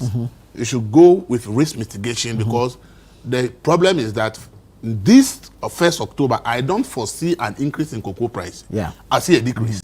So if you go with spot sale, means that the farmer is going to get less than the 2,500, which will be more problem because for the there's government. Available cocoa. Exactly. And so international buyers will beat the price down. So it will be more problem for government if it also go beyond the 2,500. The 2,500 is what is creating all this anger. And if by 1st October, let's say cocoa go to $2,500 or 2,000, and I come and tell cocoa farmer they want to sell a bag for 1,500, do you know the anger that you attract? So they should, for now, that idea that they want to go for spot sale at this material moment, I think it's unwise for government. They should find money and absorb. But in Cote d'Ivoire, what the government has done, that they've extended, they kept the price all the way to a March ending. So the government is taking the losses. So the government has released $508 million that everybody who has cocoa from now to March ending, sell it. So that when the minor season starts from March to September, the little they get, obviously, Ivory Coast will reduce the price at that time. And though, you see, the minor season, the challenge is that you don't even sell on the international market because the beans are small, so the grinders don't even buy. So it is the minor season cocoa that we give to local grinders to grind. So obviously, they will not lose much in the minor season. Every cocoa farmer know that the cocoa for the minor season, the beans are smaller, so they don't, they are not as the same as the major season cocoa. So they understand. So Ivory Coast government was smart to say they have released this amount. From now till March 31st, if you have a cocoa, government is willing to buy. So government has absorbed the risk in Ivory Coast. And I think that Ghana should adopt the same regime to adopt the risk, okay? And then when you adopt the risk and everybody who has cocoa is able to sell from now to March, they should sell all under the 3,600. Then after that, we can do something. You see, when I say it's a rip-off, people argue with me. But I see, we produce premium cocoa. Indeed. So there's no chocolate maker in the world that is doing its chocolate with that Ghana cocoa. It's most soft. They buy Ghana cocoa and mix it with Ivory Coast and with lower quality to be able to get higher quality. Brazil and the so rest. when you sell Ghana cocoa, you even have a premium on the price. So the question is, if ours is even more expensive because of the premium, why the cocoa farmers have been shortchanged for all these years? Most of the times, our prices are par with Ivory Coast, or Ivory Coast is higher than us, or ours is a little higher than Ivory Coast. Meanwhile, the price we get for our cocoa in the world market is far higher than what Ivory Coast and the rest get because our cocoa is deemed the best and we have a premium on our price. So if I said that cocoa farmers have been shortchanged for many years, you should understand. Under normal circumstances, every year that there will be cocoa price announcement, Ghana should be far ahead of Ivory Coast because ours on the international market attract premium price. Okay, when I say cocoa board is mismanaged, people who don't understand, let me give you. In 2022, Auditor General released a report, I think it's 2021 rather, and it says that chemicals and fertilizers valued at 23.9 million Ghana cedis, that's almost 24 million Ghana cedis, purchased by Cocoa Board, they left them to expire. This is 2022. 2021 Auditor General report. The response of Cocoa Board was that they came into office, and that the management and the NPP, and that they came to meet those chemicals. That it was procured by the previous government before they came. So the problem is not theirs, it's the previous government. We have lost 24 million Ghana cedis. People bought chemical and allow it to just expire and we threw it away. Nobody is prosecuted. It has been in the Auditor General report for about 4 years now. Nobody is calling anybody under what circumstances they buy chemical fertilizers worth 24 million Ghana cedis. and allow it to expire, consider the exchange rate and look at how much money we are talking about. Same way now we are saddled with the 48 million JUSAC debt. No, that one you will pay. The JUSAC have not expired. As for this one, that has expired. You can't even make use of it. As for the JUSAC, we are going to make use of it to buy the cocoa in the coming season. But for the chemical, they let them to expire and they threw them away. And then they asked their board to approve that they should write it off. And they wrote the thing off without even the necessary approval, and Auditor General is questioning it. Look, in 2022 as well, 7 million Ghana cedis of fertilizer cash is missing from Cocoa Board.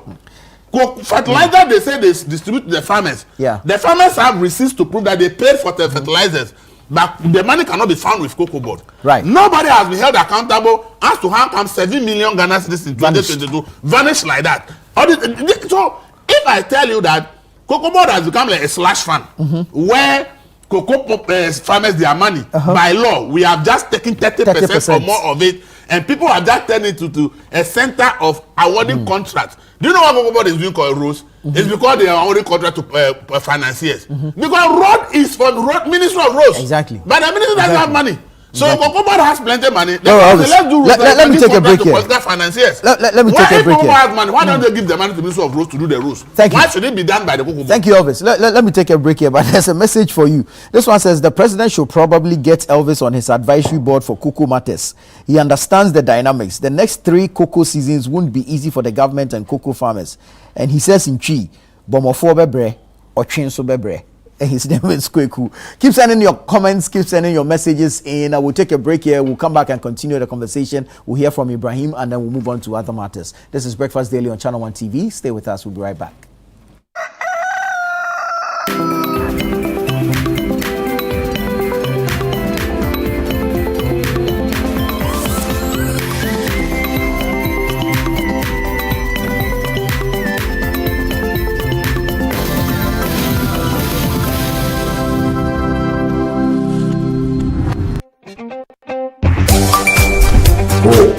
Another payment through Stanbic. Smooth as always. Imagine making or collecting all payments without leaving your chair. Sounds like magic, right? Nah, it's Stanbic Pay. Darling, can you please help with the bills, especially at your school fees? From school fees to utilities, the government and statutory payments to investments, insurance payments, Hajj payments, and more. Mommy, my fees has been paid. Just log on to Stanbic Pay and you're set for life.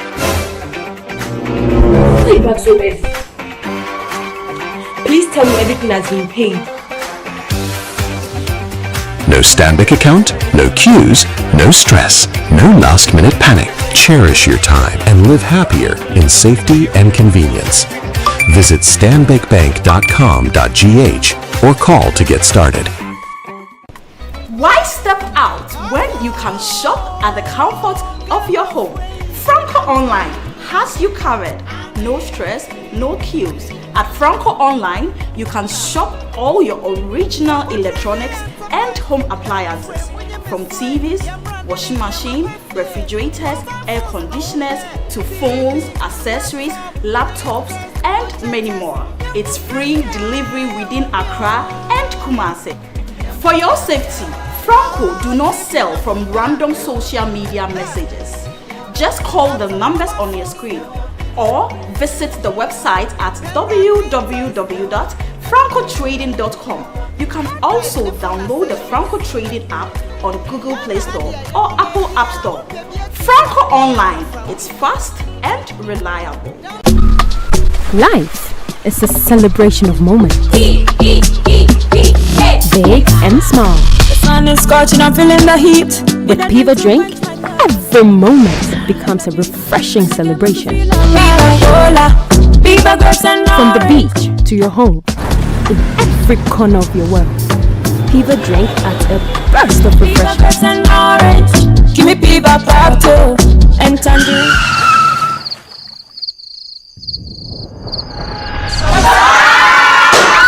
Celebrate every moment with Piva Drink. Refreshment for every occasion. Piva Drink, a taste you will love. Piva. This advert is FDA approved. Watching DSTV means getting the TV you love, but staying connected means getting something extra. Stunning. Extra matches, extra dramas, the best local and the world's biggest. Extra laughter, music, movies, and extra vim. I love it. Just stay connected or reconnect and get upgraded to the next higher package at no extra cost. Charlie, we got you. Keep watching. Get more with DSTV. The Ghana Exim Bank is 10 years old. Hooray!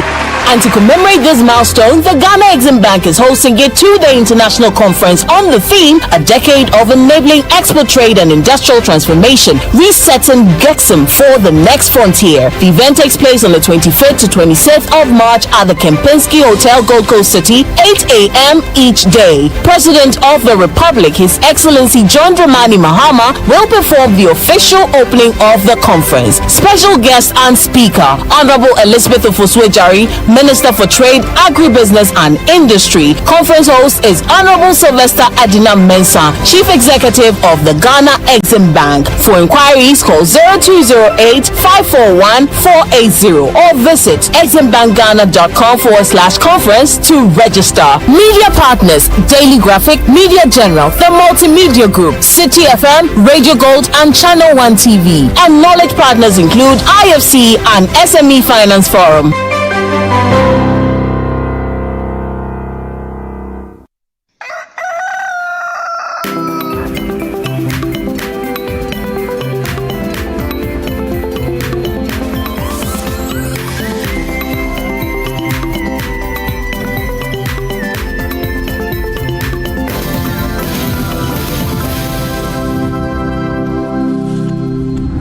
Grateful for your time. You're welcome back. Keep sending your thoughts, your comments, and contributions. Let us hear from you. We're discussing cocoa affairs.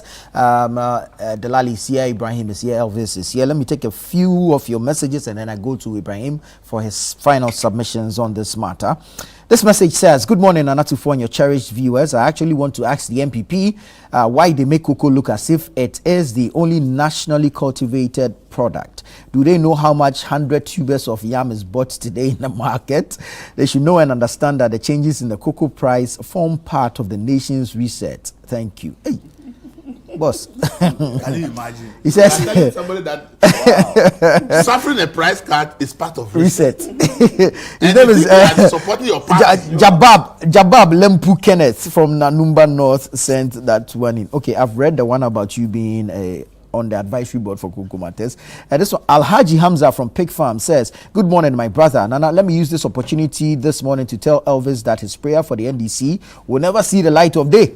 I sometimes wonder why people want to cover for the MPP who ran down Cocoa Board recklessly, as we are seeing today. I blame the NDC for all of this noise that is going on. I expected heads to roll in Cocoa Board because a lot of rot took place under the MPP. But I am happy about the auditing of the Cocoa roads, which we spent about 23 billion cedis on. And these were roads that never saw the light of day. Tell Ibrahim Ajay that they have been exposed big time by organizing functionaries of MPP to demonstrate against the NDC. It's so shameful. Okay. Good morning, Anna. Please tell Ibrahim Ajay that Ghanaians will not vote for the MPP to bring back betting and e-levy and COVID taxes. You think Ghanaians are not white? This is Roland from Ashaiman. Roland now from Ashaiman. Ibrahim Ajay should stop his cocoa propaganda. His MPP government chopped yesterday's money, today's money, and future money at Cocoa Board. Before leaving office, MPP turned the whole Ghana into a crime scene. Kweku from La Paz sent that one in. Ibrahim, final thoughts? He doesn't care about whether NDC or MPP at Cocoa Board. He needs this money. So when you make this kind of communication, I'm like, do you understand what you're talking about? The cocoa farmer doesn't care who is managing Cocoa Board. Whether it's an NDC or NPP regime, they don't care. They want to what know, they care is that I sold at this price yesterday, so I expect to sell at this price tomorrow. That's why I said earlier in my submission to the NDC serial callers who are texting him. Understand something. Some things are not some things should not be indefensible. If I'm getting my some things are indefensible. You cannot defend the indefensible. You can't defend the indefensible. Thank you, Nana. You can't. You cannot, because look at the reality on the ground. I said earlier in my submission, the best person to ask, or best people to ask, is the cocoa farmer. Is the cocoa farmer. How much did they enjoy between 2017 up until 2024? or let's say January 6, 2025. They're the best person because we will do our politics. Delali will do his politics. I'll do my politics. But we want to, at least I on my part, try to do it as fairly as I can with the issues at hand. Because Delali talked about that we chopped the stabilization fund. So she depleted it. Maybe he hasn't seen the handing over notes. You should speak to Randy Abbey. You know, other programs, and maybe this is to your producers. Randy said you left him 32 billion. It's an asset. I just mentioned it. It's assets. The handing over notes are there. If we depleted it, don't you think we would have made noise about it by now? Sometimes we have to be not only factual, but honest. I would wish that your producer can call Randy Abbey and say in the handing over notes, how much was the stabilization fund? For Randy to defute what Delali is saying. Because on July 15th, 2025, what did COCOBOD said? COCOBOD said that they, in fact, are providing... Listen to me carefully, Nana. Yeah. This is what COCOBOD said. I'm giving you receipts. Please do. July 15th, 2025. It said we are providing $1,673 per ton in stabilization support. Not my words, COCOBOD's words. Now, let's base on the calculation of 800,000 tons that they were working on, the projection. So this implies that roughly $1.3 billion of liquidity was available for the stabilization support just a few months ago. So we have to ask ourselves, where did that money go, Delali? We are in Ramadan. I don't have to do politics in some area. Like I say, let me keep my fast. Because in Ramadan, if you lie, your fast is null and void. It's null and void. I'm giving you receipts from your own COCOBOD today. Where is the money? You've managed to give $110 million to a 24-hour secretariat. I want to know where that money came from. The Mahama Cares Health Program, you've given money there, over $1 billion. Where did that money come from? Did it come from the stabilization fund? We need those questions to be answered. Then Delali earlier said that if you look at the cocoa roads, we've done nothing. Sir, Leleng. So let me give you some of the roads that we've done, so then you can fact check the reality on the ground. Okay, very quickly here. Okay, let's go to Ashanti region. No, Western and Western North, these are the cocoa heartlands.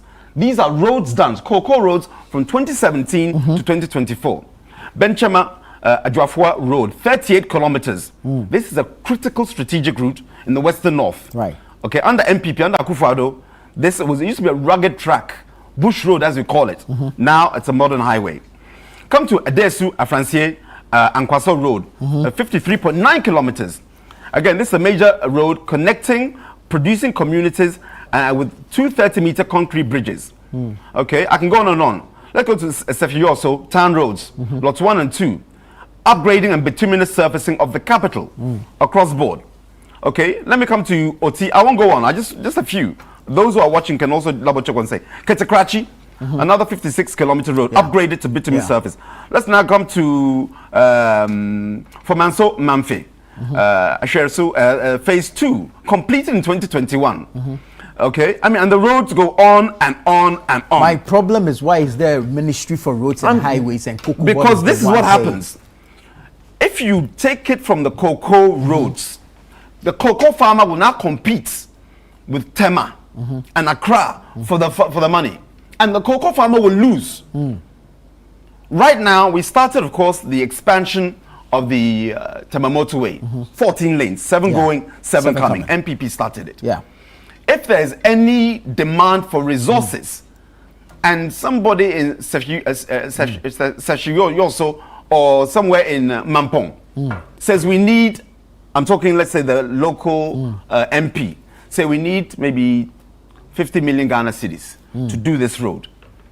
And the Accra MPs, the Kumasi MPs, say that we need this for this project. Politics is, power is how close you are to power, the proximity. But road projects are dedicated sources. I'm giving you an example. Look, you put it into one lump sum. Remember when we had the consolidated fund? Yeah. What happens with that? Certain sectors of the economy dominate and hijack that consolidated fund. So what do? we now say that this particular money is ring fenced for schools. This particular money is ring fenced for health. Yeah. Because when you put it all inside, one sector will dominate and hijack it. So the wisdom in saying that we are going to give cocoa their own budget so that those roads can get attention. You don't have to compete with the big boys and girls in Accra. You will never win. Could we have done it better, targeted in a way that we don't incur these debts that we are seeing? You see, you're calling it a debt, which it is, because you borrow money to do it. Exactly. No. Can you build a road for free? Let's understand. No, you can't. But do you do it when there's available funds? And it should be targeted. So you go to, say, Ketekrachi, and then you do Ketekrachi 5 kilometers. You are done before you move elsewhere, instead of throwing everything in the bag. And why are you assuming that is not what is being done? It's on an as-is needs basis. You're thinking that we're building a road to heaven where there's no... You're connecting... Listen. We're doing too many things at the same time when we don't have the money to fund. Listen, if you are... Listen. Exactly. Listen. And financiers. I'm coming. These are roads done from 2017 up to 2024. It was not done in 2020 election year or done in 2024. The receipts are there. Cocoa, there's one thing to produce, another to transport. How is it that we had post-harvest losses so much? When you go to... Again, I'm asking people to Google right now. For how long have we been growing cocoa? If we're being honest and we're being genuine with these projects, could we have not completed road projects from cocoa areas over the period? I told you something earlier on. You had other regions where cocoa farms naturally have a lifetime. They have a life cycle. True. They have a life cycle. True. Just like when it moves. Just like when you're a farmer will have a plot of land which remains fallow for a season. So that it can, again, the nitrogen and the fertility of that soil comes back up. So you can leave a soil, an acreage of land fallow. You don't grow anything at all. Come now to cocoa. When these farms die over time because of swollen shoot, black pod virus, you have to make sure that you are dynamic and you are looking at other areas to actually make sure that the cocoa industry is sustained. I mentioned last week when we were here, Nana, it takes 5 years from sapling to producing. So you don't wait for everything to die. You plan ahead. That's what leadership does. And say that, okay, right now, Oti and Volta regions, those farms are depleting. Western and Western North, these areas are now coming up. They don't have roads. Even up north. Yes, up north as well. So what do? You wait until they die, then say, let's build the roads. You have to be proactive. That's what good leadership does. And that's what we're lacking from the NDC government under President John Dramani Mahama. Because you are telling us you love the cocoa farmer. How is that so? When you are cutting their heads, you're telling me about DTP. I accept. Nobody can claim a monopoly of being a messiah when it comes to the economy. And I say that to both NPP and NDC. But on the balance sheet, when it comes to the economy, look at this Fourth Republic. Under which administration does the government, Ghana's economy always tank? It's theirs. They're doing much better now. No, the reality is there. Because you want to go on this propaganda about your exchange rates. Do you think the cocoa farmers are eating exchange rate mechanism right now? If indeed you are really working on a 24-hour economy, which I think we can dovetail in soon, how is it that electricity has gone up? Think about the logic of that. You increase electricity in order to do what? Make sure that industry has the cost of production is lower. We are in what? February. Just last month. 9.86% increase in electricity, 13% or so water. Industry needs water and electricity. And so this kind of,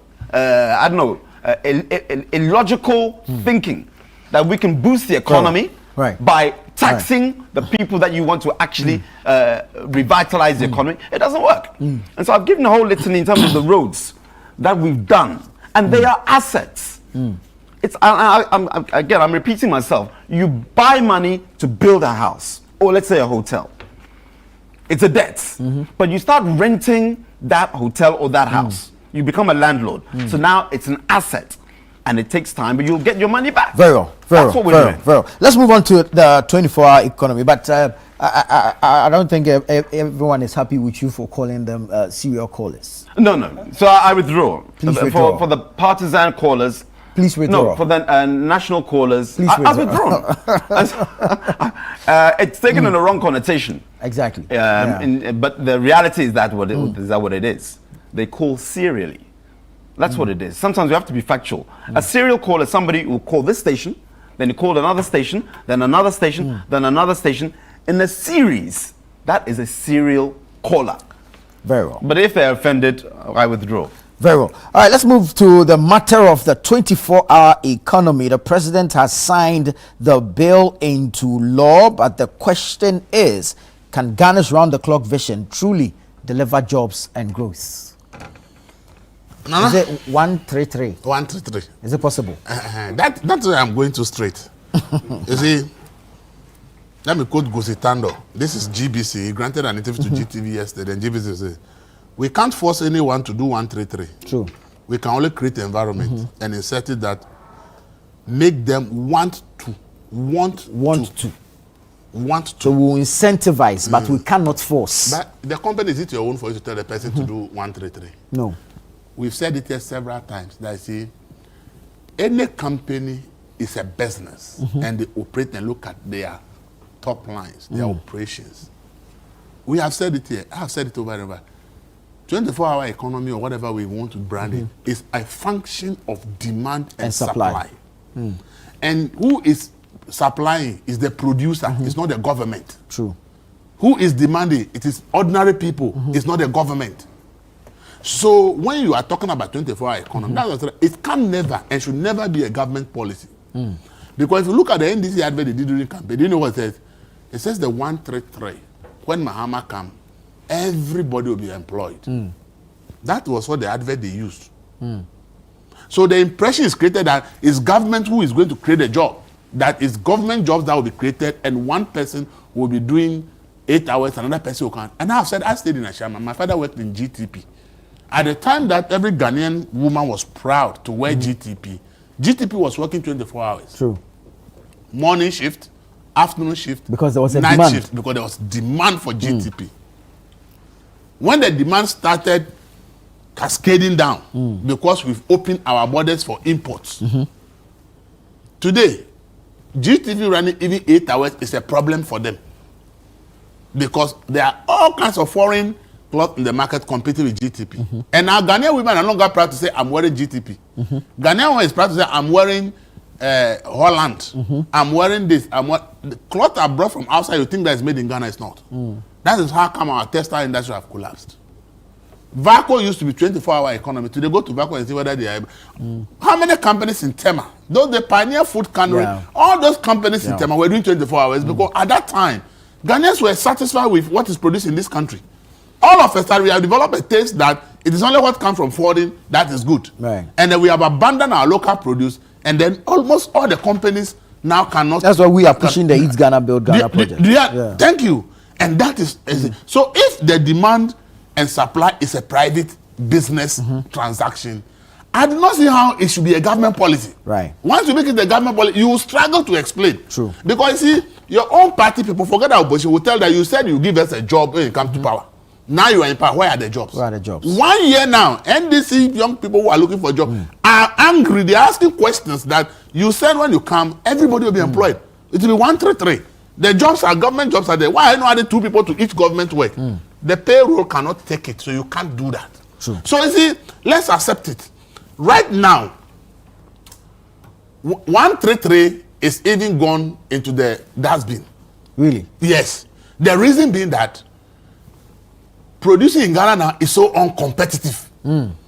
When you hear rice farmers say they have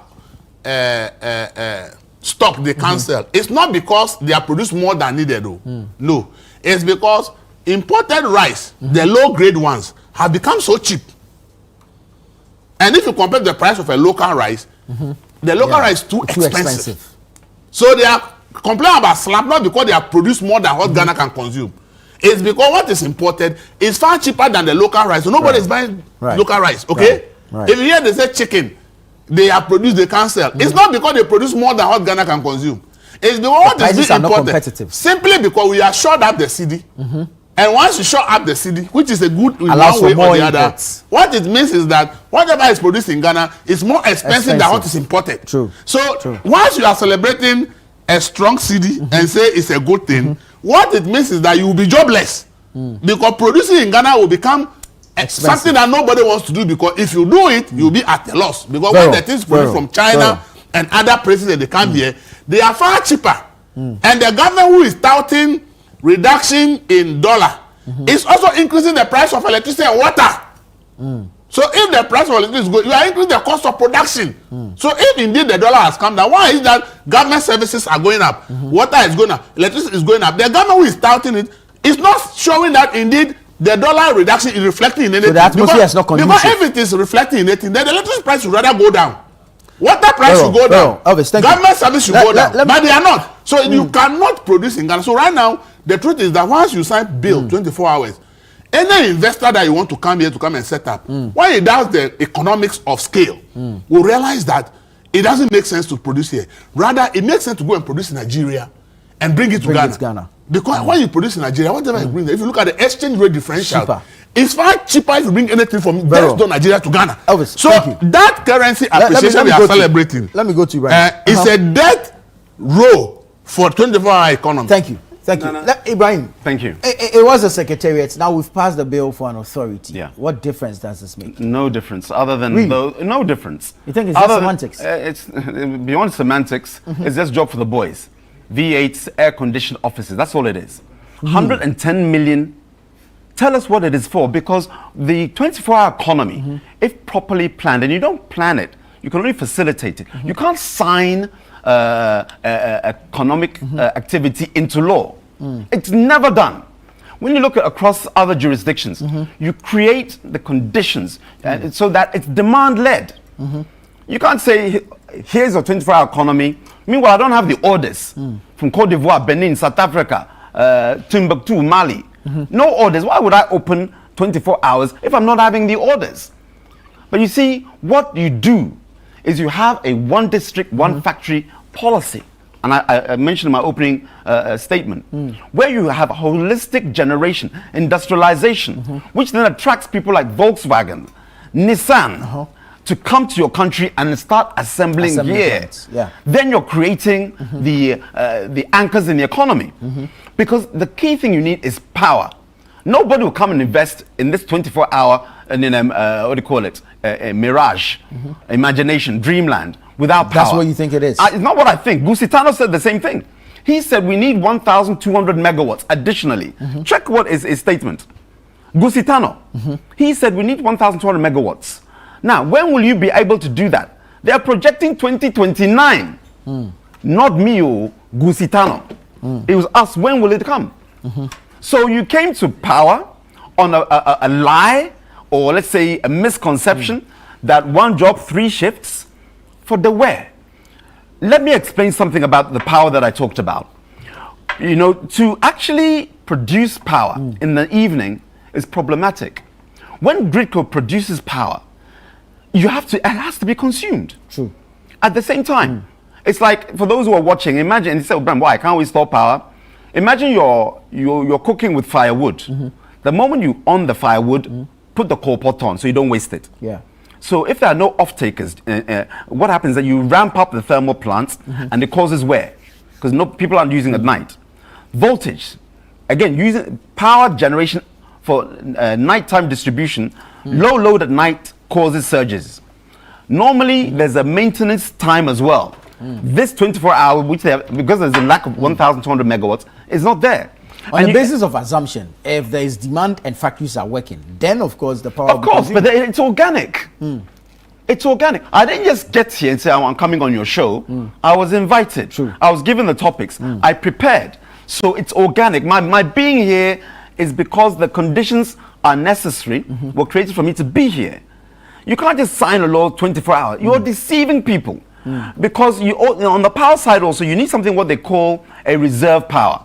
Under MPP, the reserve power means extra power. Okay? Under MPP, we had a reserve margin of 28 to 31%. That's the reserve in case of emergencies. Again, Gridco and VRA will tell you about this. Under NDC, as of February 2026, that reserve margin is 9.2%. There is no power to actually power this fake 24-hour economy you're talking about. You think it's fake? It is fake because you need electricity. Where's the nighttime police? You spent 110 million Ghana cedis on your offices. Where in that budget is the nighttime police? Because security is key. You're working at 2 a.m., a young woman. At 2 a.m., no lights, no security. What father, what woman herself would say, I'm clocking in 2 a.m. with armed robbers stealing from mobile money operators? It's not holistic. It hasn't been thought through. And again, this one will also fall. Right. And that's the legacy of NDC. Right. Thank you, Brian. Let me go to Delali. He's with the party in power. 24-hour economy. Will it bring to an end the issue of youth unemployment? Will it solve the challenge? 133. Possible or not? You see, the position of the MPP trying to ridicule the 24-hour economy is not different from the position they took prior to the 2024 election. I mean, they did everything possible, did a lot of adverts, to brainwash Ghanaians, hoodwink Ghanaians into not believing the 24-hour economy policy, that it's something that is... Do you believe in it? No, I believe in it. I mean, I actually believe possibility in it. Of saying. Absolutely, I believe in it. You see, what exactly is this supposed to do? No, basically, the essence of the 24-hour economy is to create employment for the teeming Ghanaian youth out there. I mean, what is more important is the fact that, for instance, you're talking about how. We spoke about the fact that back in the opposition, that has to do with the fact that you're talking. I'm here. Sometimes I call my sister outside Ghana. She tells you that she's at work. Yeah. I said, can I speak to my brother-in-law? He said, he's at home. When I come back home, she will move to. He'll go to work the next shift and what have you. It means the environment was created. Systems are in place. Absolutely. So that is the essence of the establishment of this bill. It's an authority. What we are talking about, demand and supply, was not created deliberately. They were intentional about it. They were intentional about it. He talks about the fact. So when you talk about, if I want to implement 24-hour economy, what you are basically interested in what we call improving of security. Did you not highlight about it? So you have an authority that is going to focus on creating security that becomes an enabling environment for that thing to happen. You're talking about creating an incentive. When you read the manifesto of the NDC, do we not highlight about the fact that companies, organizations, private entities that want to align with government to to roll out the 24-hour want to. Exactly. I mean, this is, you see, it's quite a bit interesting. The position of the NDC relative to the 24-hour economy has not changed. Did we, in opposition during the campaign, did we say we're going to force people to join the 24-hour economy? We did not. Has the position changed now? Has it changed now? What Mr. Gusita not said, is it different from what we highlighted when we're in opposition? So what if companies, industries don't want to align? So let me talk. Let me talk, please. When you were talking and you said a whole lot of things, I kept quiet. I listened to all the things you spewed, which were not true, but I listened to it. You see, the attempts to create a certain impression out there, Ghanaians are more descending. Why? When we interview NDC people, we say we'll create an enabling environment. Is that not what we said? Making sure that security at its top notch. Is it creating an environment? Making sure that you are giving an incentive to organizations who want to come under the twin. Is it not creating an environment? You are talking about access to cheap credit.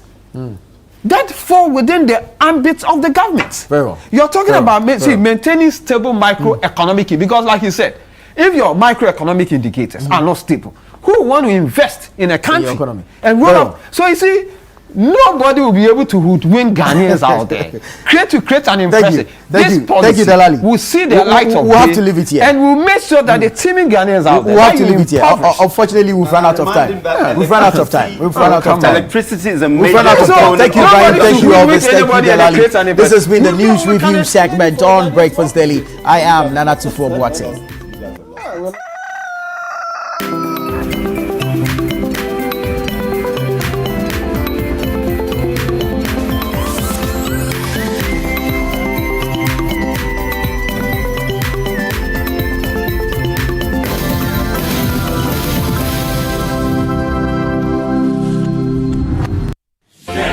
Are you you ready to revolutionize the future of agriculture? The Ministry of Trade, Agribusiness and Industry, in partnership with the Ghana Exim Bank, proudly presents the Ghana Agrotech Fair 2026. The fair will feature exhibitions, market linkages, masterclasses, and workshops on climate-smart farming, digital tools, and export development. Join us at the Black Star Square from March 17 to March 19 at 9 a.m. each day. The President of the Republic, His Excellency John Dramani Mahama, will be assisted by the Minister for Trade, Agribusiness and Industry, the Honorable Elizabeth Ofuswejari, and the Chief Executive of the Ghana Exim Bank, Honorable Sylvester Adina Mensah, to open the fair. Government agencies, agrotech firms, startups, farmers, financial institutions, and the general public are all welcome. To exhibit or for inquiries, call 0559 679326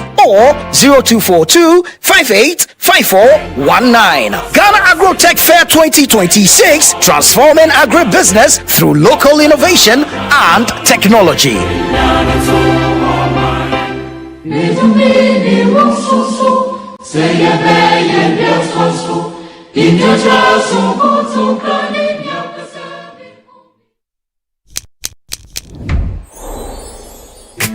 Verna is clean, fresh and safe.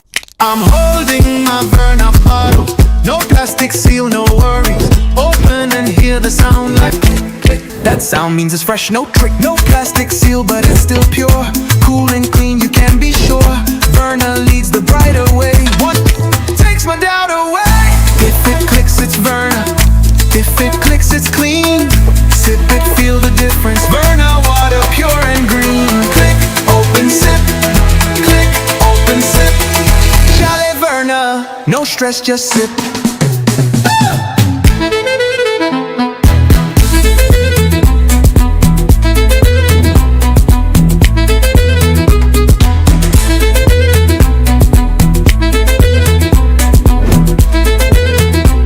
Chalet Verna, no stress, just sip. This advert is FDA approved.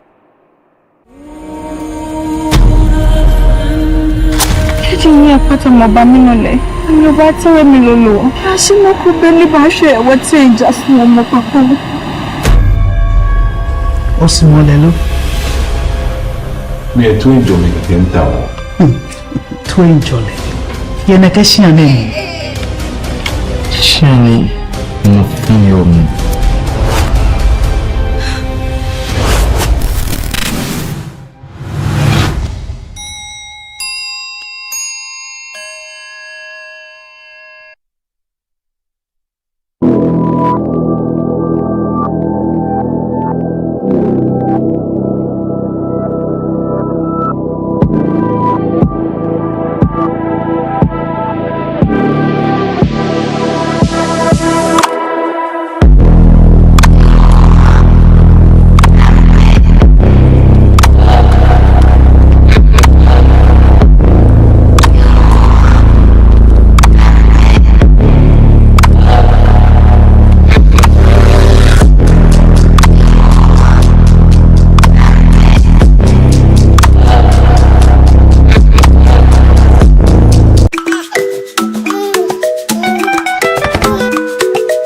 How may I help you today? We'd like to open a bank account.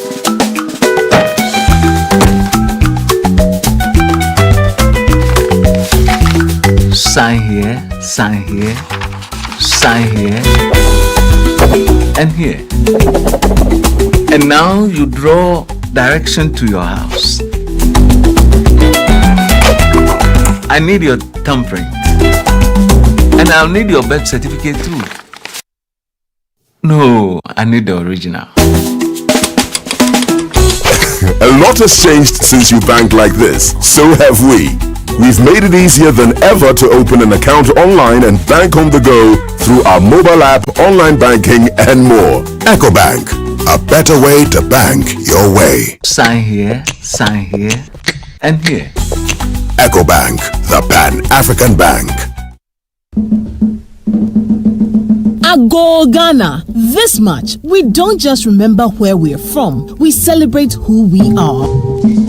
Our stories, our culture, our rhythm, our pride. And it all begins with an evening designed to set the tone for an unforgettable Heritage Month. Join us as we officially launch the Heritage Month 2026 in grand style, color, and culture. Date is Wednesday, 25th February 2026. The venue is the Channel 1 TV Gardens. The time is 5:30 p.m. prompt. It will be an evening of culture, conversation, music, fashion, and storytelling as we unveil the exciting lineup of events and programs specially curated for you this March. From powerful cultural experiences to engaging community moments to celebrations that connect generations. The Heritage Month 2026 promises something for everyone.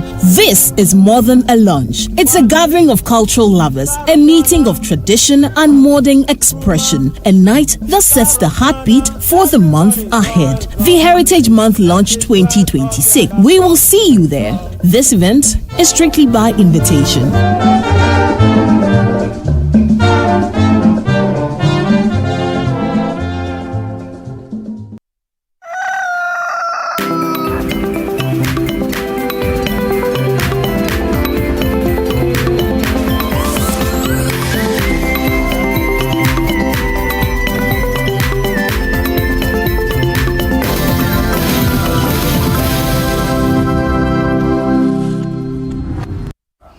Hello everyone, it's a beautiful Monday morning and once more you are welcome to Breakfast Daily right here on Channel 1 TV. As you all know, Nanatu for what's inside of the show.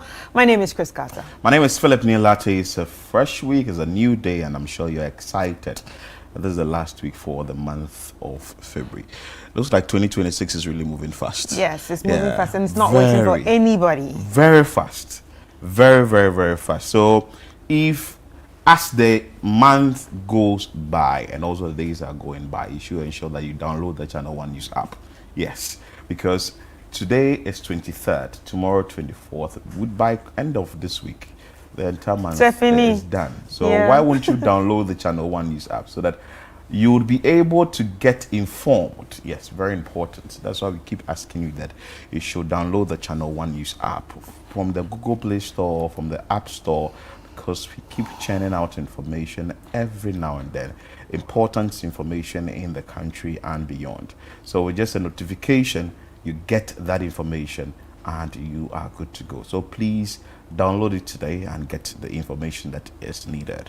Right, and talking about, the month coming to an end, if the month comes to an end, the next one we're going to see is March. And to, start March, we are going to be celebrating the Heritage Month. And of course, there will be a lunch that will take us through to the month, which is on Wednesday.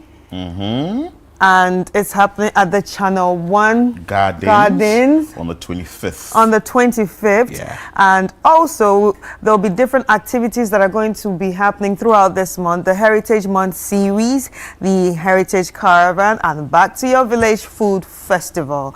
And remember that this is sponsored by Admi Granite Pace, Caveman Watches, Gino, Piva Beverages, Girl, Minimi Achoma, Didishito, Nana's Rice, and Holland Insurance, not forgetting Omni Basic. This is brought to you by Channel 1 TV and City 97.3 FM.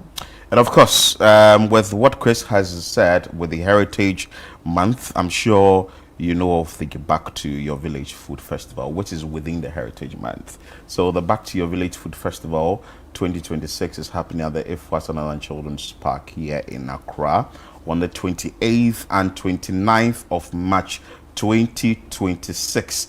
Interestingly, the caravanites will go enjoy from 1st of March to 8th of March. Then we also enjoy what we have in Accra, Back to Your Village Food Festival on the 28th and 29th of March 2026. So make sure that you are part of this event, which is very important. This is the only event you would visit, and you may eat that food you haven't tasted in a very long time. I'm sure a number of people are working and all they order for is fries, they order for fried rice, they order for jollof rice and all that. The rice food, you've been eating enough of it. Come to Back to the Village Food Festival and eat Toto Papa, or eat the Apapransa, eat Banku and Okro, eat motuo, eat tuo zafi. I know I'm watching somebody's appetite this morning. You can keep the cravings and come on the 28th and 29th of March 2026. So in order for you to be a vendor at this event, there are some numbers you would have to call, which is very important, so that you would be part of the vendors. And that is 0205 973 973. I repeat again, 0205 973 973. We are in the month of February now, 23rd February. That means we have few weeks from now. So you wouldn't want to wait till last minute and you'll be calling that, hey, I didn't get my slot and or I didn't get my place to sell and all that. This is the time you have to be calling, because you may not know. Maybe by close of day, the entire place will be full up with vendors. So make sure that you are calling. Call the number 0205 973 973 and get your spot booked. Powered by City 97.3 FM. All right, and of course the Heritage Caravan, like we talked about, is also going to be happening on the month of the Heritage, the Heritage Month, sorry. From the 1st to the 8th of March, the Caravanites are going to be traveling through 14 regions, exploring these regions, the sights and sounds of each region, and also the beauty and what makes it very important or part of the Ghanaian history. So after that, not just would they enjoy the sights and sound, obviously they're going to be enjoying food, like you can see. I said they should enjoy this. Who enjoys us back to a real food As you can see, they're going to be enjoying foods, different hotels and different places. Yes, it's going to be a caravan of a lifetime because this is the 10th edition.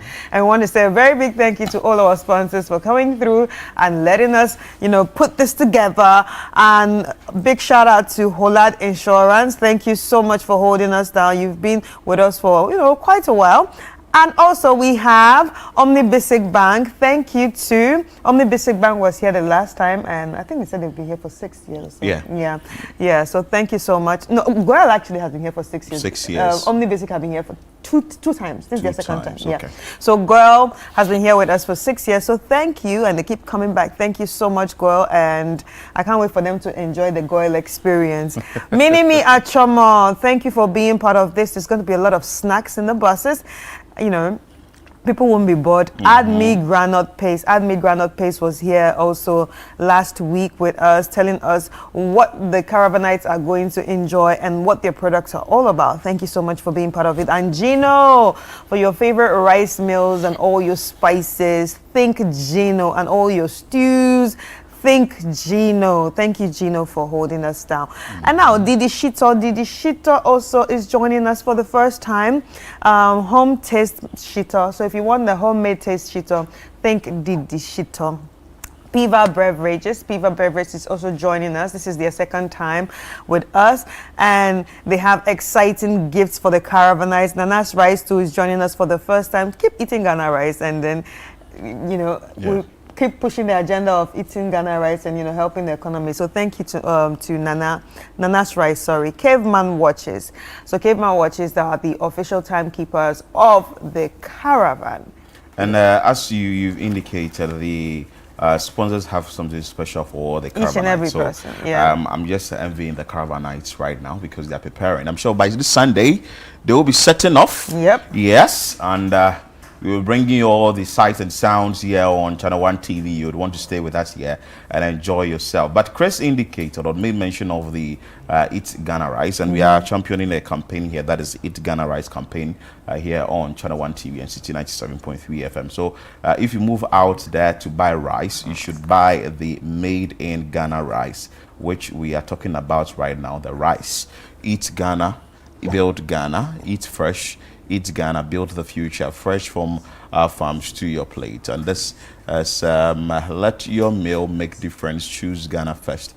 Taste the effort, taste Ghana. This is in partnership with Agri Impact Limited, MasterCard Foundation, and the 24-hour economy. So make sure that you are part of this campaign and enjoy everything Ghana. So now we have a lot of things to share with you when it comes to trends. Yes. It's a new day and a number of things have been trending, going around social media, on X, on Facebook, On Instagram, on Snapchat, on TikTok, where do we start from, Chris? All right, this one is actually trending on X, and it started trending on the 21st of February. So Mr. Beast is one of the most popular content creators. So the biggest YouTuber. Yeah, on YouTube. So Mr. Beast came to Africa and then actually contributed to our development. What did he do, you would ask? So Mr. Beast, he has built 10 schools worldwide in a $10 million project. In February 21st, 2026, there was a video of Mr. Beast detailing how much he has spent, and which is over $3 million to build or renovate 10 schools for 18,000 students in places like Kenya and Ghana, adding classrooms, teacher housing, bridges, buses, and free lunches for 5 years to boost attendance. So Kenya's Nyakichiwa Primary got 7 new classrooms after its original fell into disrepair. While in Ghana, he replaced a condemned rust bucket school with modern facilities, including a solar well for 1,000 people, and earned the title Chief of Development. Locals celebrated the changes, filling government gaps, though some critics question long-term sustainability motives, which Mr. Beast addresses by emphasizing durable builds and commitments. It's very important because I like the fact that when they understand social responsibility. So we have the money sitting in our account, we are generating enough, but we know how to give back to the society. And for him to identify places within countries or communities that that the people are deprived of some important things like the facility, and has come there to pay and do everything through and through from A to Z. I think a step in the right direction, and the fact that he's been awarded a chief, development chief, and in Koswahini, very important. So why not? I think it's a step in the right direction. People are talking about it. Let's bring you reactions from the public, and this is a very good one because I think Jaru came to do something like that. Yeah, Jaru also has a school in Ghana. Yes. Most people have schools in Ghana that they've quietly built. Even what's his name, Michael Blankson. Yeah, Michael, the comedian. Has a school I think he did this. He is in Sabah in the central region because I think he attended and he actually made it free for the students, but at some point there were issues. I don't know if that issues were finally resolved, and that had to do with the haircuts that happened. His investment. So he said he didn't like the fact that although he came to the country to put up such edifice and help students in the countries, they still went ahead to give him a haircut. I'm like, but even we that don't have money, we also haircuts. but if you have a lot of money, when you give you the haircut, it's huge. It's a lot of money too. So that is Mr. Beast there, a very interesting one. He builds 10 schools globally, and including that one in Ghana. Let's bring you the reactions. Okay. Big shout outs to Mr. Beast, giving back on a massive scale. A classroom for 250 students is impactful, very impactful, very. That's impressive, and those some will debate motives. 250 students now have space to learn, and that matter. And it's true, we've been talking about a lot of schools here, but without facilities. I think people really do not understand what's really going around in the country, because if they listen to us, they will understand that what this man just did has actually filled a big gap. Yeah, a very big gap. So people who have motives are clearly not following what's happening in the country. Yeah, because we've been to parts of the country here on Channel 1 TV on our community segment, and you can tell. We went to the school where this lady spoke about, this Shawana spoke about, and these children are on the floor learning. And the decks for the nurseries or the crèche is what has been given from class 1 to class 3. So when we have people and like this coming to the crèche, they are on the floor with their tummies. And when children are tired, they get to sleep, so they are sleeping on the raw floor. And they come to school clean and go home back dirty. Yes. So I think this is a step in the right direction. Any more reactions from the public, and we will wrap up with A that. chieftaincy title in this case is not for ruling over the community, but to champion and lead development in that community. It's also a way we show appreciation and honor good deeds. I'm sure people were asking why chieftaincy, but this is well explained. And it's a way to keep you there. Because if we make you a chief and you make you a developmental chief, and we now give you all the accolades, Nana Brebro, Nana this, and all the things that is needed, someone say that your head gets swollen and you would want to stay. And this is how we also want to make more money and also try and develop the country. Because most of the things that we've been talking about here, we've noticed that government cannot do it all. We need private sector and we need individuals. So if some of the foreigners have been able to see these things, these loopholes, and they will want to seal it, that's good. All right. So Popcorn visited, got a massage, did a concert, and a Noble Chieftaincy title. I Show Speed visited, got a massage, did backflips and citizenship and passport. Mr. Beast visited, no flips, no concerts or massages, built and refurbished schools. What did he earn? My respect. Our poor maintenance culture now. Very important. Very important. Very important. Because you wouldn't want Mr. Beast to put up that structure. The poor maintenance culture. I'm in the corner. I'm in the corner. Waiting for Mr. Beast to go. And you're gonna get it destroyed. Oh Lord! So now that has been put out for 250 students, I think something must be done to keep that structure in good shape. Yeah. So we have a last one here. So this project is in Ghana. It's part of a larger global initiative where Mr. Beast built or renovated 10 schools across countries like India, Ecuador, and the United States, with a total investment in the Ghanaian community exceeding $1 million. So well explained here. That's a good one. Yeah. So that's an interesting one from Mr. Beast. Others will also copy, and let's see how best we can make Ghana a very interesting and a cool place for us to stay, and also create conducive environment or atmosphere for the next generation. Anyway, and I think if you're given a chieftaincy, you should do something.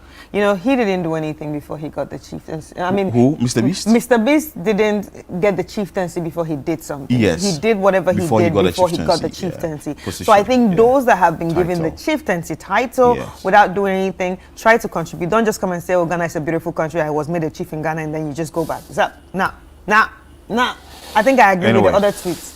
Don't just come and get a massage, do Korea, the nice girls touch your back, Korea, and then you go, and that's it, and they make you a chief, or you have a passport, and that's it. Please come back and contribute into the country. I think it's very important. That's the only way we can help the poor. That's the only way you can give back. Yeah.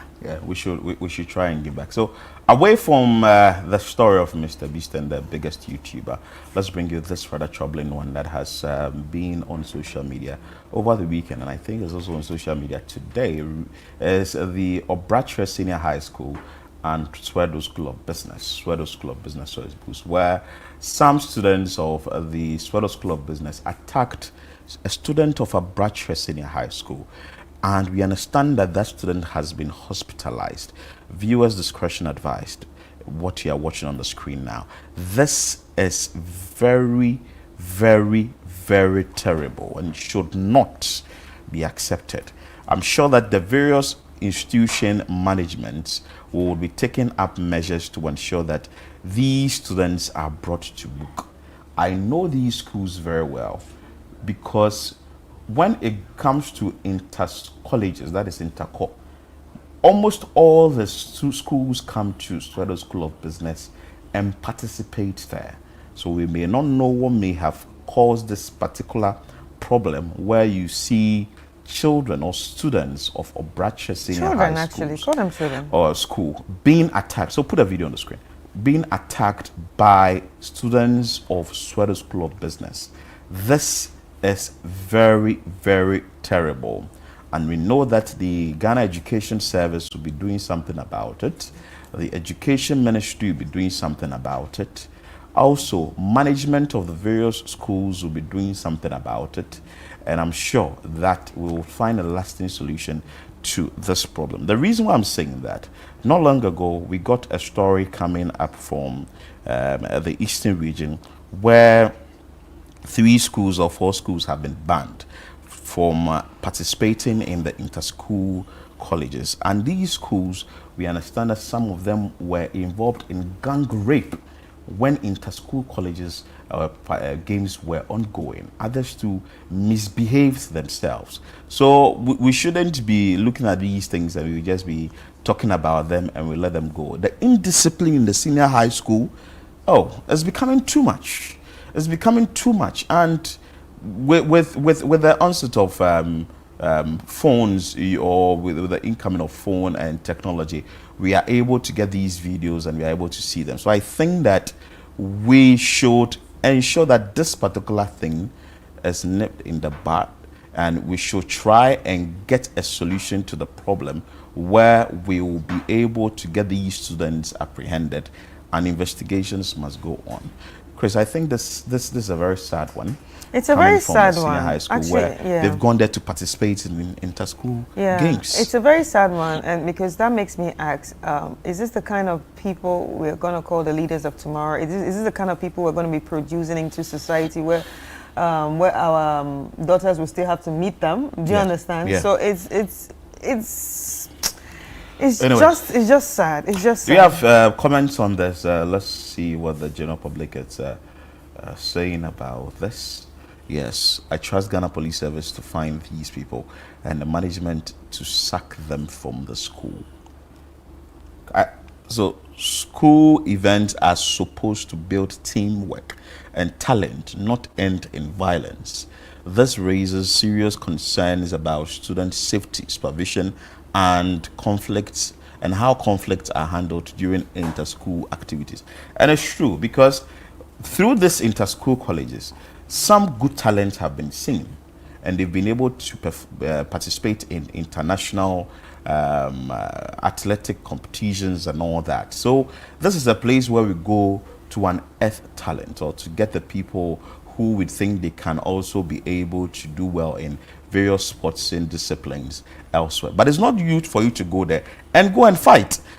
Aside this video, there are additional 2 videos where the students of Sweden School of Business were chasing a student of Obratres Senior High School. Why is it always them? I want to understand. Why is it always them? We need to really understand. There is also another video where an Obratres Senior High School student was threatening that if you vacate, do not use the Bodjase side of the road. You should use Winneba, because when you're going to Swedro, you can use the Bodjase side and you can use the Winneba side.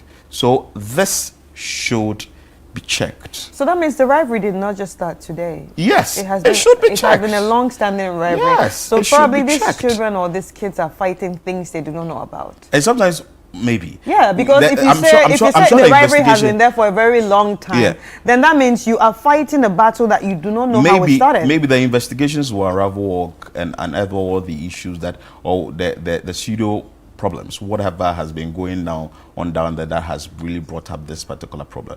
But this is not accepted. No, you don't go to see inter-school colleges those times. It was interesting because even with inter-school colleges, there are a number of things. You are meeting old friends, you are meeting new friends, people you know in various schools. People also go there to like networking and all that, and eventually it can build into something else. But you don't go there and go and fight. It's not accepted, not at all. Please, we need more. I hope they are not just expelled at the end of the day. They need to serve some time too. Well, maybe the juvenile. Yeah. They need to spend. They actually need to spend some time in juvenile prison. They should know how it feels. They should fetch water. They should be lashed in prison. There should be those prison people that also bully them, and they should understand how it feels. The investigation will determine what kind of punishment we meted out. But this should maybe not community be service. Yes. The reason I'm saying that, if we do not do anything, it becomes too much, because we've seen this in Accra, St. Thomas Aquinas. There was an issue like that. I think was it Accra? There was an issue like that. There was another one too with TTC. There was another one too with, I think, Ogasco or Adisadel. There is another one too in this eastern region where I just read. and that has to do with KSTS or something. Another one too that we are saying in the central region. So you see, these students are sort of picking cues from their other colleagues. Oh, we did it. Nothing happened to us. And we can do it. And this goes... So it's having a ripple effect. Yes, and goes on, and it will end up in the various tertiary institutions. That's what I'm saying. And when these are people that enter the society. Yes, and it enters into a tertiary institution, and you see someone in the famous Commonwealth Hall, or you see somebody in the Kantanga Hall, and the person is supposed to go there and go and learn. And because I'm coming with my background and what I have done in the senior high schools, and nothing has been done. It's a ghetto behavior. So it should be checked. There are a number of things. Maybe later we will try and have conversation with NAGRAT and all the institution heads and see what can be done about this. But this should not be accepted. You understand? It should not be accepted. There are more comments we will bring you briefly on this, what the general public is saying. All right, so this is totally unacceptable. How can students fight each other just because of some rivalry they know nothing about? These students need to learn the hard way. They must not go scot-free, and we agree with that. What sort of students are they actually raising in the schools of late? And everything resorting to violent acts. I think all the schools in Ghana should be made mixed schools. At least there will be some level of decorum among male students. But these schools are mixed schools. I feel like Senior High School is the mixed school. I feel like so the School of Business is also a mixed school. I understand this message. Too much testosterone. They want to too much testosterone, so they want to release the testosterone somewhere. But this is not the best way. I mean, you can go into sports or something. All those involved should be jailed immediately. They grow up to become the problems in the society. Yeah. I agree. These are the armed robbers that we see. These are the thieves that we see. These are the people beating up women that we see. This is the behavior. This is it, because it's starting from early, and if we do not nip it, they would mix up into the society with our children. This is it. And it becomes very hardened. True. And you walk around and you're like, hey, nobody can do anything to me because I did it in the senior high school. So please, we are calling on the Ghana Education Service. We are calling on the Ghana, the Ministry of Education. I know Dr. Clement Apak is very vocal about these things when he was the ranking in Parliament, or when he was part of the Education Committee in Parliament. And also, we are calling on the district or the municipality education directorate. We know the Central Regional Education Director is also going to do something about it. Then it goes down to Agona area. It's also supposed to be worked on. And also the management of the various schools, please take charge. Let at least this particular issue be one that someone can sit down and say, hey, I saw this video on social media and drastic actions have been taken. And this is serving as a deterrent for other students not to participate or take part in issues or in violent acts like this. Because, like we keep saying, now most of the senior high schools you go there, it's not most, all, you are not using cane. There is even no way of punishment, because even when those days they'll say that go and weed. Now we are trying to encourage people to enter into farming. So we don't want to say weeding a sum of punishment. And even the punishment that you mete out to these students, they become hardened to the extent that they will not be able, they are not even bothered about it. And they're even attacking teachers. Teachers as well, they are attacking them. So we should find a way and get these things dealt with so that schools, other schools will not be learning from this. Because as soon as we have a lot more students participating or taking part in things of this nature, it will be uncontrollable. Then we are done. We will not have a next future or a generation where we say that we would want to depend on in the near future. So I think that this should really be dealt with. It's strange though, but it's very passionate that we talk about this. Yeah. I think we should bring them the video of the day so that we will cool down things and go into our communities. All right, so let's check out the video of the day. Yeah.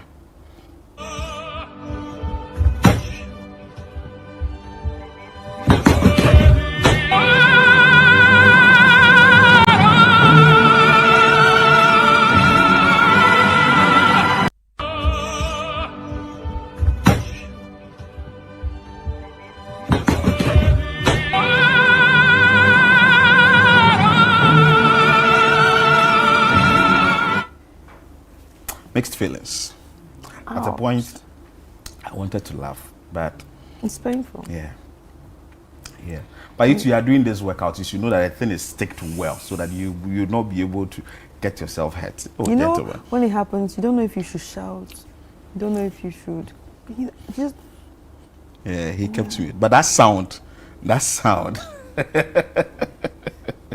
We've laughed small, but we empathize with you. We are sorry. We are sorry about that. Anyway, so let's bring you a performance by Mami.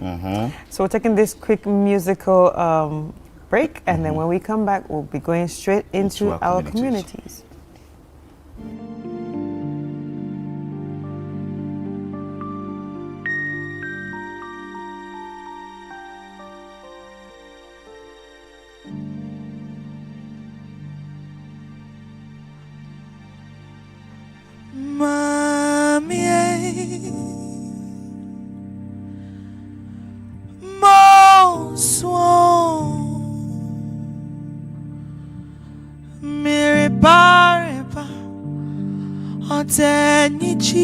Riba, Ota Sundri Riba, Ota Hoto Riba, Onuntimo Swan, Monda Bobo, Mo Swan, Onuntimo Swan. Monda Bobo Monsoon.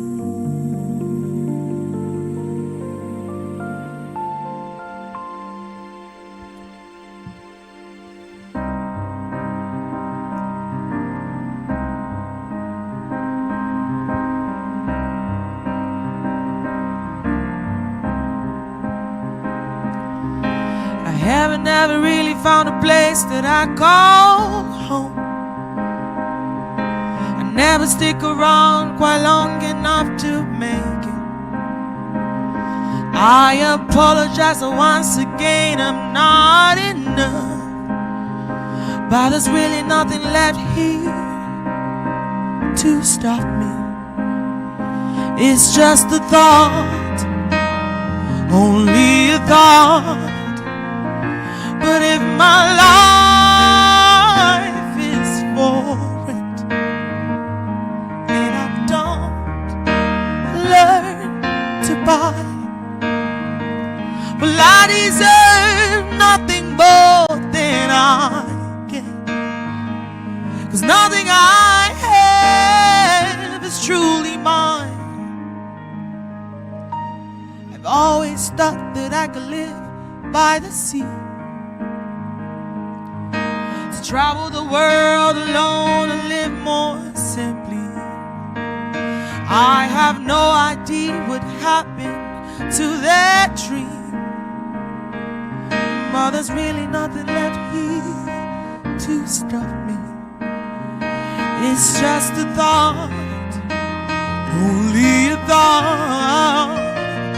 But if my life is for don't learn to buy, well, I deserve nothing more than I get. 'Cause nothing I have is truly mine. And if my life is for it, and I don't learn to buy, I deserve nothing more than I get. 'Cause nothing I have is truly mine. While my heart is a shield, and I won't learn to buy, while I'm so afraid to fail. So I won't even try. And tell me, how can I say I'm alive? But if my life for it, and I don't learn to buy. I deserve nothing more than I get, 'cause nothing I have is truly mine. I deserve nothing more than I get, 'cause nothing I have is truly mine.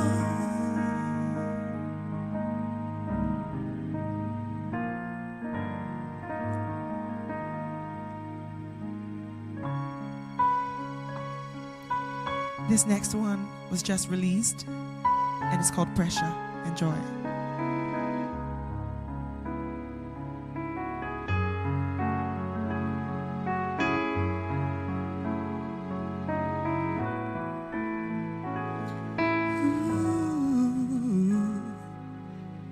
This be some feeling where I know want to be feeling, breaks me into two, and it makes me do some things I don't wanna really do.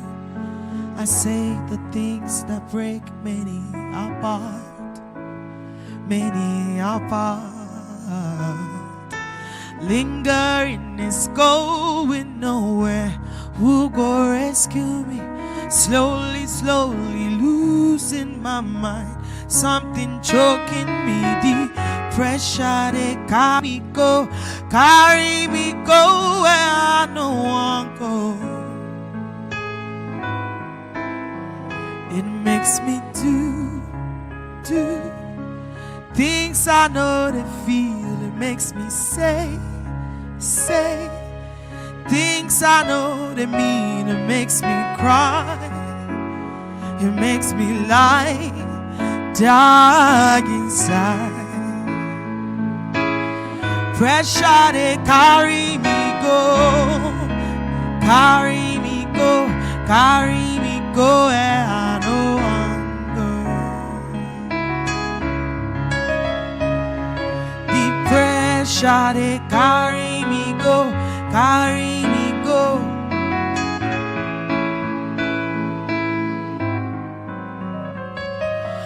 Where do I begin to describe just how it is? Somebody save me, please. I'm drowning in the seas. I'm praying, oh, I'm begging for a better day to happen. I want to be alright once again. Where do I begin to describe just how it is? Appetite's not there. Oh, my eyes are feeling hazy. Help me, yes. Take me from this scary place. Oh, place that makes me do the things that I don't feel. It makes me say the things that I don't mean. It makes me cry. It makes me lie. I dug inside. Pressure they carry me go. Pressure they carry me go. Pressure they carry me go. They carry me go. Pressure they carry me. The pressure they carry me go where I no one go. The pressure they carry me go.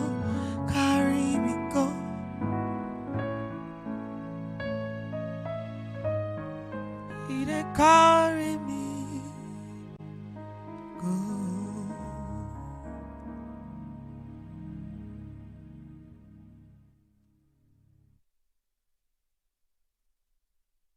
That's Mommy for You. That was an interesting one that serenading us so that we can actually enter into our various communities. But there was this one that we were talking about on the trains before we went on the on the break with Mami serenading us from the issue of Obrachre and Sweater's Club business, where we understand that a student of Obrachre Senior High School has been hospitalized. There is a statement coming from the Deputy Minister for Education, that is Dr. Clement Apak, MP for Buisa South. And the Ministry of Education condemns in the strongest terms the act of violence captured in the viral video that was attached to this particular statement. Initial information indicates that the students captured in the video are from two schools in the Central Region, which we've made mention of, that is Obrachre Senior High School and Sweater School of Business. The Director General of the Ghana Education Service has since been directed to investigate the matter. Accordingly, he would meet with the Central Regional Director of the Ghana Education Service, GES, and the district directors of GES in whose jurisdiction the schools are located, and the heads of the said schools this morning at 10 a.m. That is 23rd February 2026 at the GES headquarters in Accra. Even as we await the report from the Director General of the Ghana Education Service, that is from Dr. Clement Apak. He says that he's stating that the Ministry for Education and himself take very serious view of this act of violence. Consequently, the culprits and perpetrators can expect the most severe sanctions. So we are following up the story keenly, and we'll be seeing what exactly we've done. But fortunately, we have Dr. Clement Apak joining us, Deputy Education Minister. Good morning, Doc. Yes, good morning to you and good morning to our viewers. Thank you so much for joining us, and good morning to you as well. First of all, how did you receive this video? It looks like it's becoming one too many in the various senior high schools. Yes, first of all, let me put on record that the minister and I condemn in the strongest terms these acts of violence captured in the now viral videos.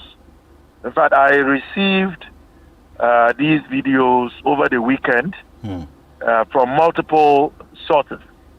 And as would be expected, I brought this to the attention of the minister, who directed me to bring this to the attention of the Director General of the Ghana Education Service.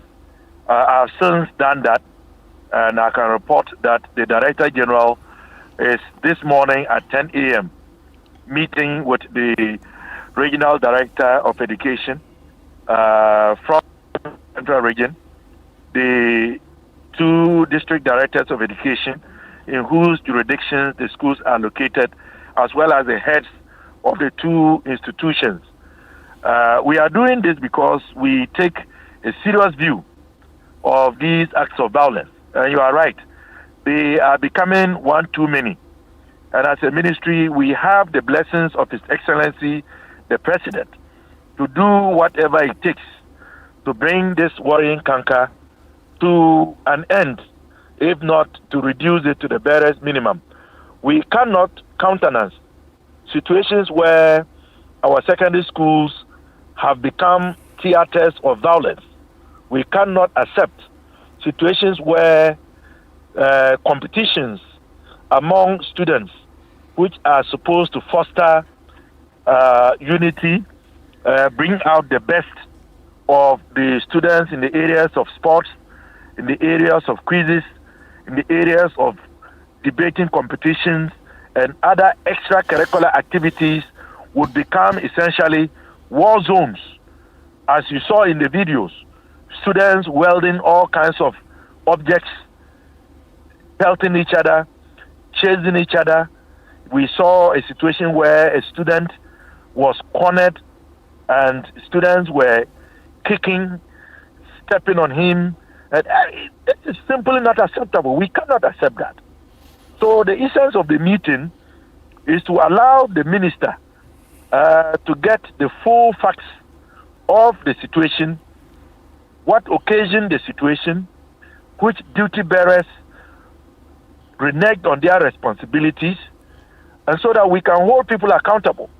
The students who were perpetrators and culprits clearly will be held accountable.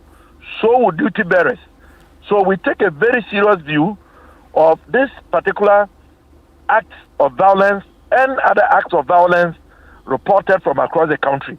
And we will leave no stone unturned until we bring discipline, peace, and serenity to the campuses of our secondary schools and between and amongst students, and sometimes between students and their teachers. The days where students could act lawlessly, misconduct themselves, and engage in acts of violence and walk away are over. We will have to bring sanity, to bring discipline to the academic environment. All right, so Doc, we actually have a question from one of our viewers. So Aja from Ofanko is asking, please ask the minister if he can tell us how the boy is doing, if he's contacted him or the family. Well, as I said, this information got to us over the weekend. And so today is the first working day. What I can report is that the Director General has summoned a meeting of the key stakeholders from the Central Region. So I expect that probably immediately after the meeting, myself and the minister would be properly updated about the situation in general and the condition of that unfortunate student in particular.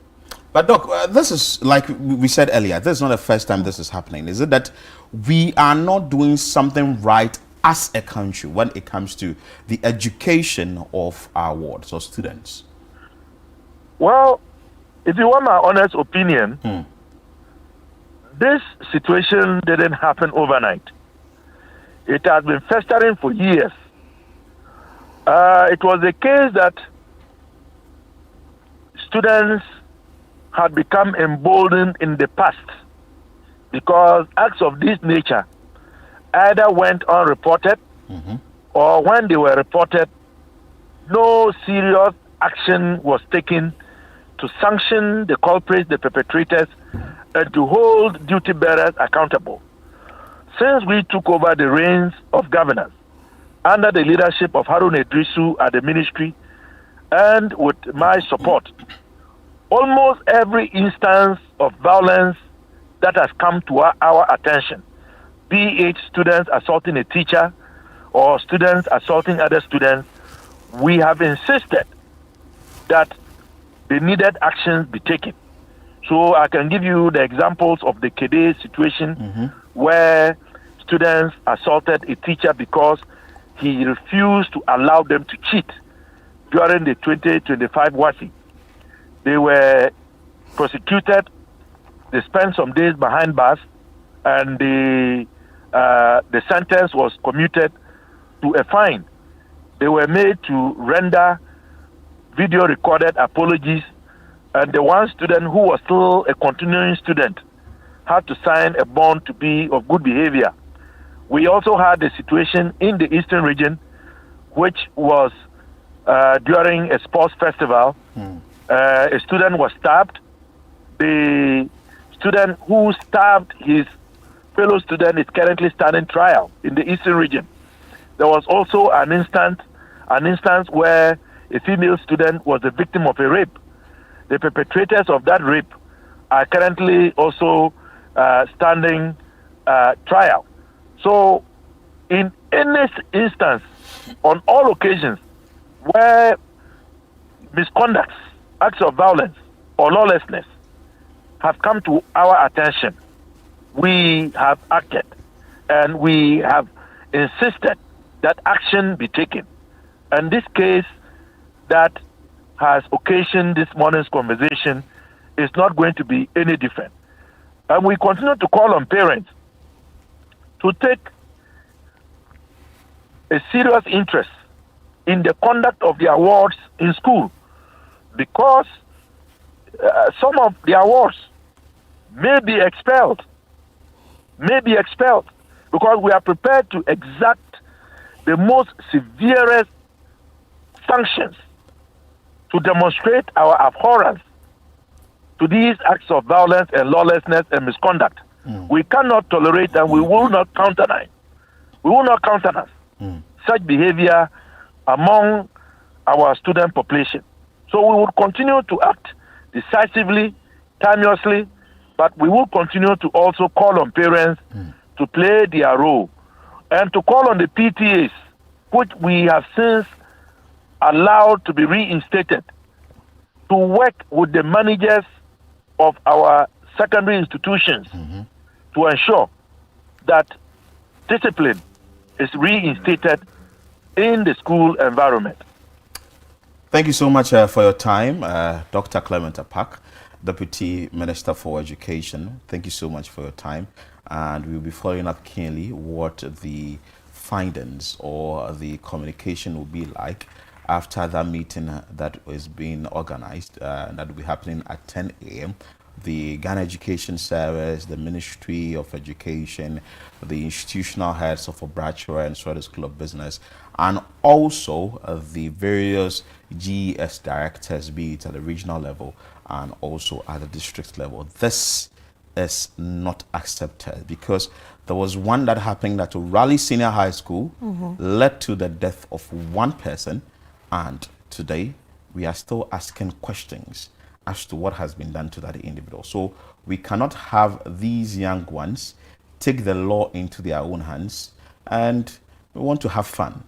Have fun. Don't go there doing things and at the end of the day there's going to be violence and all that. So whoever is found culpable should be sanctioned. Anyway, we move away from this and we'll bring you what we will focus on in our community today. I'm sure that if you are a motorist, you're a driver, you may one way or the other may have used the Malam interchange. If only you are in Accra, you know the current state of the Malam interchange. If you are driving on that interchange and you do not slow down, you are either going to get your tire removed, or maybe you'd have to park on the interchange and walk home. Well, let's bring you this report that was filed by my colleague Hiba Rababeni in the City Newsroom, in the Channel 1 Newsroom, and bring you that report, what she saw there when she went there and filed that report. So let's bring you that report. Constructed as part of the Tetekwashi Malam Road project under the Millennium Challenge account, the Malam overpass was officially commissioned in February 2012. What should be a quick and smooth drive has now become a slow, stressful experience. The most basic tools of navigation have all but vanished. Road markings have faded into the grey pavement, and directional signs have been washed clean by the elements. For drivers unfamiliar with the stretch, this lack of guidance is no longer just inconvenient, it is dangerous. The impact is so jarring that vehicles are forced to slow to a near stop to cross safely. Even ambulances carrying patients in critical condition are forced to crawl over the exposed joints. This road has been very bad. If I'm not lying, about 2 years now, this is what we have been experiencing. On the other one going towards Makati Hill, when we make a noise some time ago, they manage and cover those. The construction joint has been exposed, so you can't drive. Even you can see the pins, or it can damage the tire at any time. Especially in the night, one, there is no light here. Two, when somebody is driving, because of this, the person needs to slow down. Rather than risk damage from the exposed expansion joint, some motorists are now abandoning the overpass entirely. But full. I'm fancy and I'm a jackpot was nothing, especially so with the speed kakra or tiny bomber and Ubona Abam. That but you share maintenance about on channel on Yamaye, now young and toy. Because of the maintenance, no, and not me for me far down. But me fast one, I'm not no my year did them. Woman, I can't dump on a penna, a Janny Dumia, a Janny Dumia, Miss Faki, and so. But we now say risky. However, the Director General of the National Road Safety Authority, Abraham Amaleba, says he will engage the Ghana Highways Authority to urgently address the situation. Clearly, what I've seen poses a danger to vehicles that ply that road. You could easily puncture your tire from what I've seen.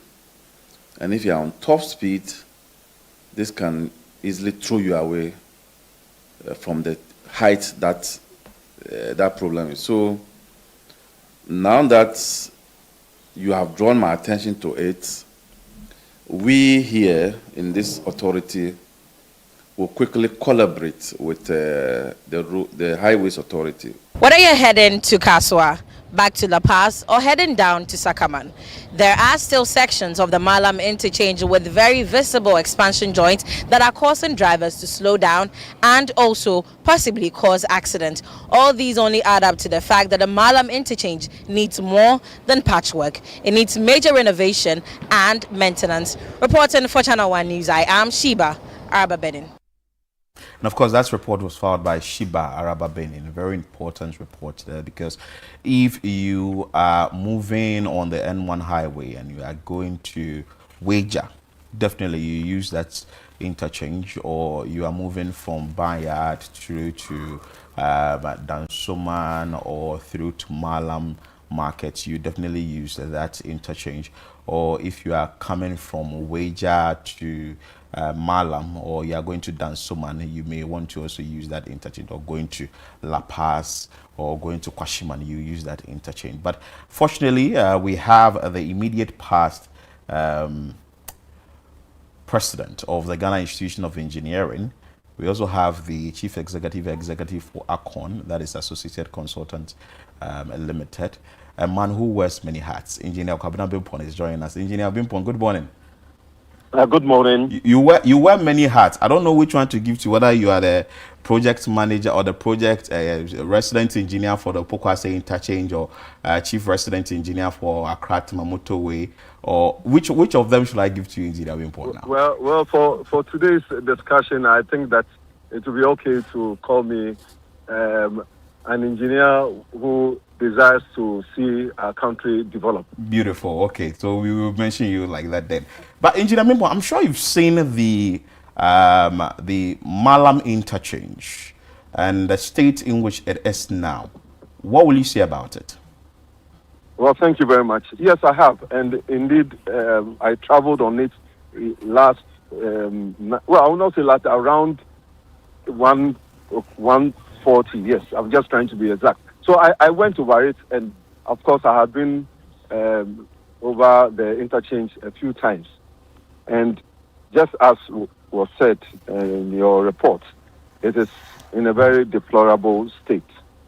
All the joints have failed, and in the attempt to correct it, the Ghana Highway Authority did some overlay works.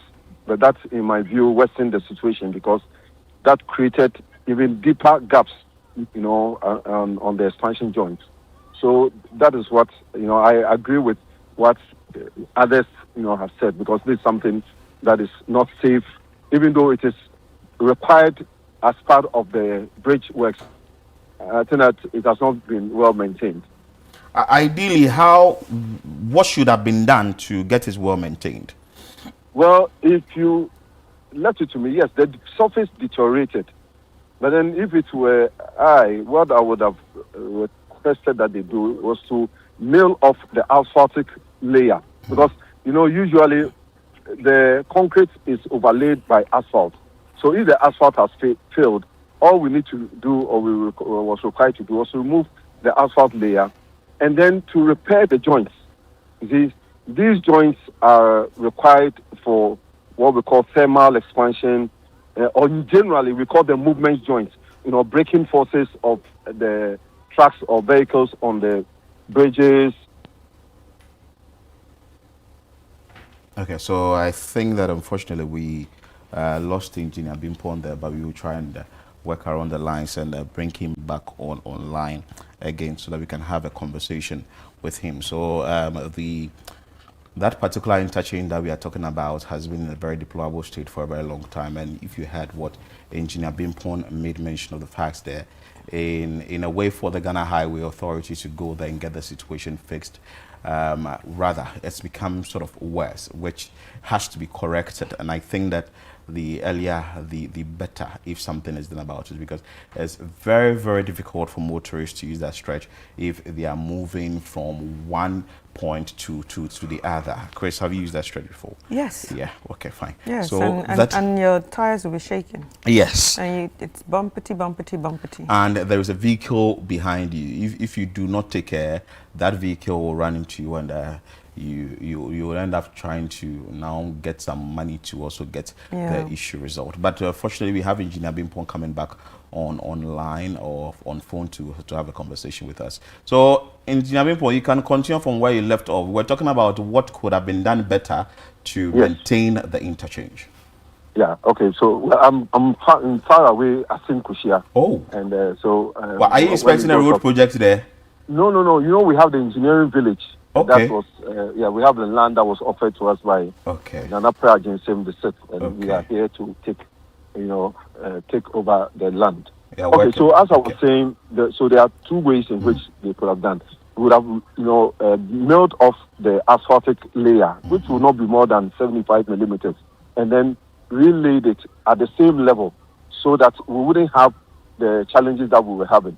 But then, if the other thing would also have been that we'll take out the joints and put in new ones.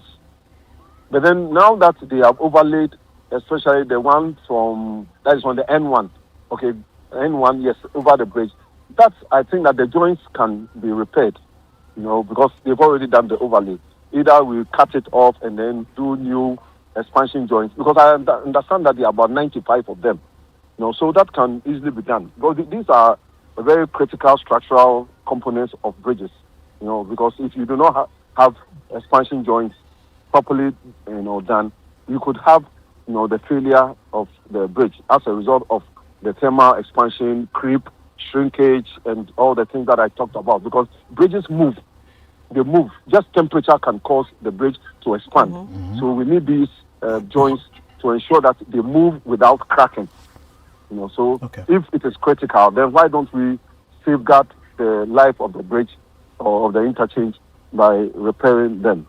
Okay, so especially when you were part of the contractors or the consultants or the project's chief residence engineer for the Pokwase interchange and also for the Swami projects now. So you've been talking a lot more about maintenance. Do you think that we are doing well as a country when it comes to maintaining our roads and bridges? I think that there is a lot to be done. And I think that over the past few years, we seem to have concentrated on building new, facilities, including even the Pokwase interchange. But then when it comes to maintenance, we have not done very well. I know the current, administration has, earmarked some monies for the maintenance of roads infrastructure.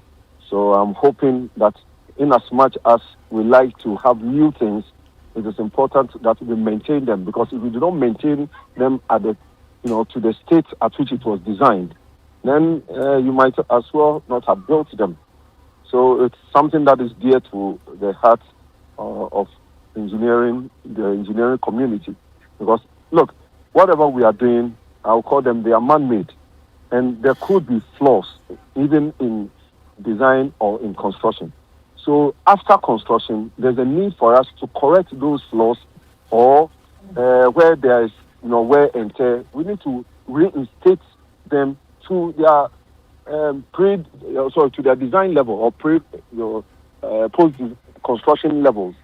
But then if we leave them to deteriorate, then it will get to a time we may need to we don't just rehabilitate, then we may need to do reconstruction. And that is more expensive than maintaining them. And like the old adage goes, a stitch in time saves nine. Right. So, engineer, what are the basic tips of maintenance of a road like this? Or an interchange like this? Yes. So, because this is a concrete structure, these joints, okay, let me start from the surface. What we see, the first one is the surface. The surface quality must be pristine.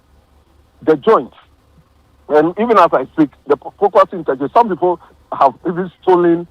I'm not saying that it is just something that the government would have to do. But then at Pokwase, somebody has stolen a portion of the joints, which is a steel member, it's a steel plate on top of it, and that ensures that you can have smooth ride, between one part of the interchange or the deck and the other. Okay, so we need to continuously maintain them. Now the second one has to do with the lighting, on these structures. Yes, a lot of them do not have lighting, and when you travel in the night, it is between you and your God. Then road line marking, very critical, because as I always say, road line marking communicates with the driver, because to have a good driving experience, there's a need for you to be able to communicate well with the road, including the road signs. Now, there are times also when we have vehicles knocking or crashing into the safety barriers, that is the New Jersey barriers, especially for the bridges. And that has happened probably one or twice on the Malam interchange. You see, when they knock them, there's a need for us to repair them, because if you don't repair them and the reinforcement is exposed, then that becomes the point from where the whole concrete structure will begin to deteriorate further. In Pokwase, we have a similar thing. A vehicle hits into it, but then we've not done anything there.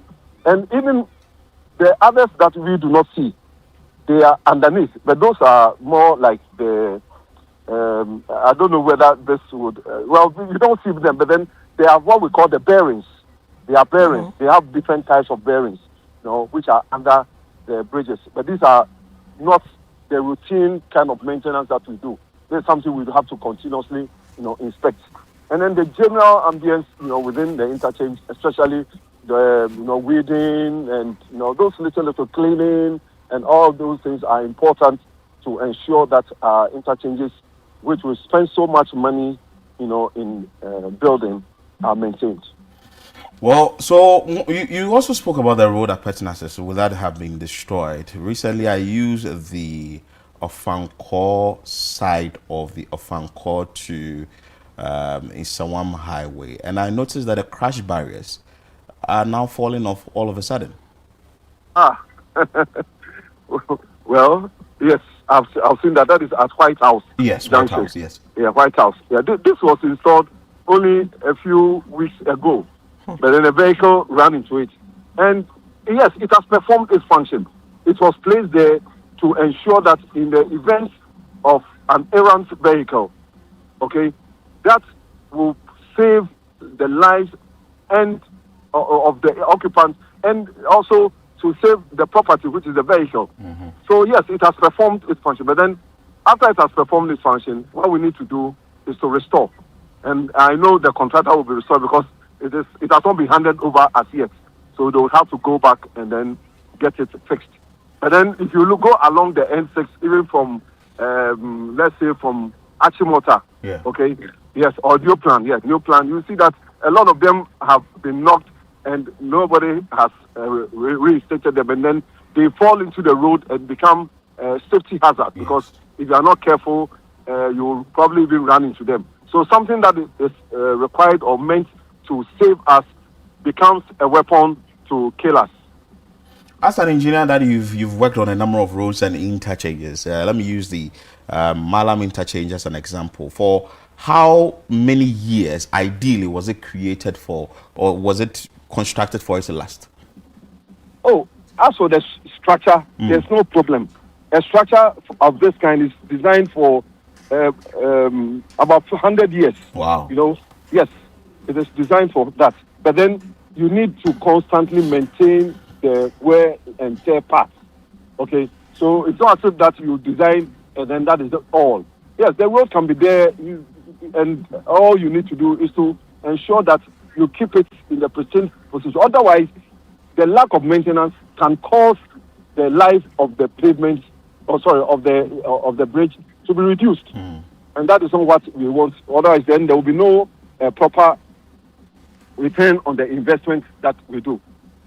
But do you also think that as citizens we have a role to play, though the government has to do its part by maintaining these facilities or the infrastructure, as citizens and motorists, what role will you say that we have to play in this? This is a very good question. We lost him again. We lost Engineer Bimpon there. Engineer Bimpon, I don't know if he can come back and answer that question briefly, then we can wrap up with him, because we want to know what we can also do as citizens to support the effort of the government. It's not always the government, because, mind you, there are funds that are supposed to be generated for these roads or these bridges to be fixed. We are complaining about deployable roads in areas and all that. So fortunately he's back on again. So Engineer Bimpon, we're asking what as citizens we can also do to help the government effort, or to augment the government effort in maintaining facilities like these. Okay. Well, and I was saying that it was a very good question. Yeah. You know, some time back I wrote a paper, okay, on the maintenance of our roads at an infrastructure conference which was held, you know, in Ghana. And in that paper, I did talk about the first thing is about we the citizens. If you see something, say something. We see these accidents, sometimes they are not reported, and they just run off because they just come and take their vehicle and go. At least report to the police. Let the police be aware that, even though, you know, by law, when there's an accident, the driver has to report to the police. And I'm also thinking that there should be a system where you'll be surcharged for causing damage. You know, I would say that you are helping to restore that which saved you. Because maybe if it is no more there, or it is destroyed by your vehicle, maybe the next time it might not be you, but it could be your family member. But because that structure would not be there, in terms of, for instance, the barriers, then you would lose the person. Now, the next one is also with the police. When these things happen, they should ensure that it is escalated, whether to the insurance companies or to the agencies, so that the culprits can be apprehended. You know, when you go to Dubai, when you knock down a street light, you pay 10 times, and you can check. You can check. So there's discipline. You know, sometimes I don't want to get into the driver behavior, but then I think that it's something that we need to be cautious of, so we don't overspeed and lose our things. Yeah, I mean, you know, accidents are multifaceted events, but that's why I don't want to go there for now. Now, in the paper, I also said that all these vehicles which cause damages to our road infrastructure through accidents are insured, aren't they? Or they are supposed to be insured. So why shouldn't the Insurance Commission, the National Insurance Commission, also contribute to the kitty for these, repairs or to the maintenance of the roads? Yes, we all have a road, but then at the end of the day, the road has to, it does not generating any income apart from the toll roads. So why don't the National Insurance Commission pay something to the road agency so that they will repair some simple things like crash barriers? Yeah, if it is the pavement, that is a different matter. But even with the pavement, I have always seen and maintained that sometimes the way we use this road infrastructure is as if, you know, if it were your own building or your own infrastructure, you wouldn't do that. People use jacks. You know, jack for lifting. When they say you have a problem, you put a jack directly on the asphalt, and then you jack, and then it creates an indent. Asphalt is not concrete. Even if it is concrete, it could crack. So we should stop that. Let us have a base, maybe timber, that will be able to spread the loading. Then also, we try to repair trucks on the road or vehicles on the road, and then we put in a lot of oils and fuels and all those things. Bitumen has, asphalt has bitumen in it, and fuel is a solvent. It will just go and cause the bitumen to dissolve, and when it dissolves, it is going to create challenges for us. So these are, the few points that I would want us as citizens to be aware of. And of course, we are all road users, and I know that the road agencies are also road. They know, but then the government should, allocate a lot more funding for road maintenance. Wow. Thank you so much, Engineer Bimpo. We are grateful for your time and we wish you all the best in the place that you are now to and participate in an exercise there. And he has said that, well, the government should release more funds for road maintenance, and also citizens or motorists, we should play our role. The insurance companies should also play their role so that we can be able to get our roads and bridges done properly and maintained well. It's the maintenance. It's not about constructing it or getting it done. It's the maintenance.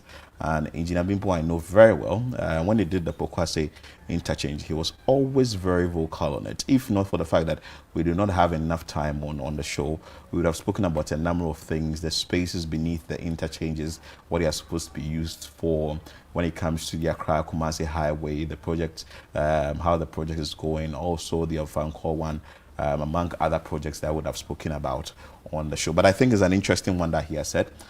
He has indicated that the Ghana Highways Authority tried doing it, which they did, but at least it could have been done in a better way. And also motorists, they are lamenting. If I use my stretch myself, I'm scared, because even if you are using it in the evening and you do not know the road very well, now we do not drive by sight, we drive by memory. When you are driving on the stretch, you need to keep the nature of the road in your mind, so that the next minute you are driving on the road and there isn't light there, you know that, oh, there is pothole here. You know, if you drive on a straight stretch for a very long time, you know where the pothole is, you know where the speed ramp is, and you know where you does it. So basically that. So maybe the Ghana Highways Authority would have to do what is needed with the Ministry of Roads and Highways together and the engineers there. Maybe consult these individuals and get maybe how best we can go about it to get the issue resolved. But we are moving away from Greater Accra, right, and we are going to the Ashanti region and a community close to you. There is this report that was brought to us by Tofik Mohammed, our Ashanti regional correspondent, has to do with education. And in that particular community, the senior high school, that's at Trapiase SHS in the Ashanti region, they are grappling with overcrowding classrooms, congested classrooms. So let's bring you that report after you speak to the authorities in charge. Sustainable Development Goal 4, SDG 4, emphasizes inclusive and equitable quality education, but Trapiase Senior High School in the Amansa Central District of the Ashanti region is being left behind. The school has a student population of over 700, but lacks adequate infrastructure, including dormitories, classrooms, staff accommodation, washrooms, and furniture. The school is also unfenced, which exposes students to security threats. Trapiase Senior High School was originally established as a junior high school, but was upgraded to a senior high school in 2018. The school currently has just 6 buildings serving all academic and residential purposes. The only story building on campus, constructed by the Ghana Education Trust Fund, currently serves as both a girls' dormitory and classrooms. Female students are forced to bath in an open space close to one of the classrooms, which also doubles as a boys' dormitory. Authorities say the inadequate infrastructure is negatively affecting academic activities. Speaking to Channel One News on the sidelines of the school's SLC Week celebration, the headmaster, Kojo Obin Apia, indicated that some students are sometimes asked to stay at home after gaining admission due to limited space. First one, the dormitories that we have are not inadequate. Second, it is the classrooms that the government built when the school was big, that we are using it as dormitory for girls. And then the classrooms too, we've converted the little that we have as boys' dormitories.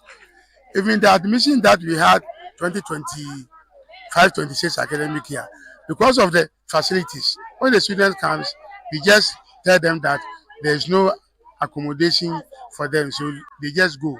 They are willing to come, but because of accommodation, we can't just admit them. But they know that my teachers teach well, and then we also perform well during examination. They are all eager to come. The headmaster further disclosed that students are exposed to skin diseases because of the poor state of toilet facilities on campus.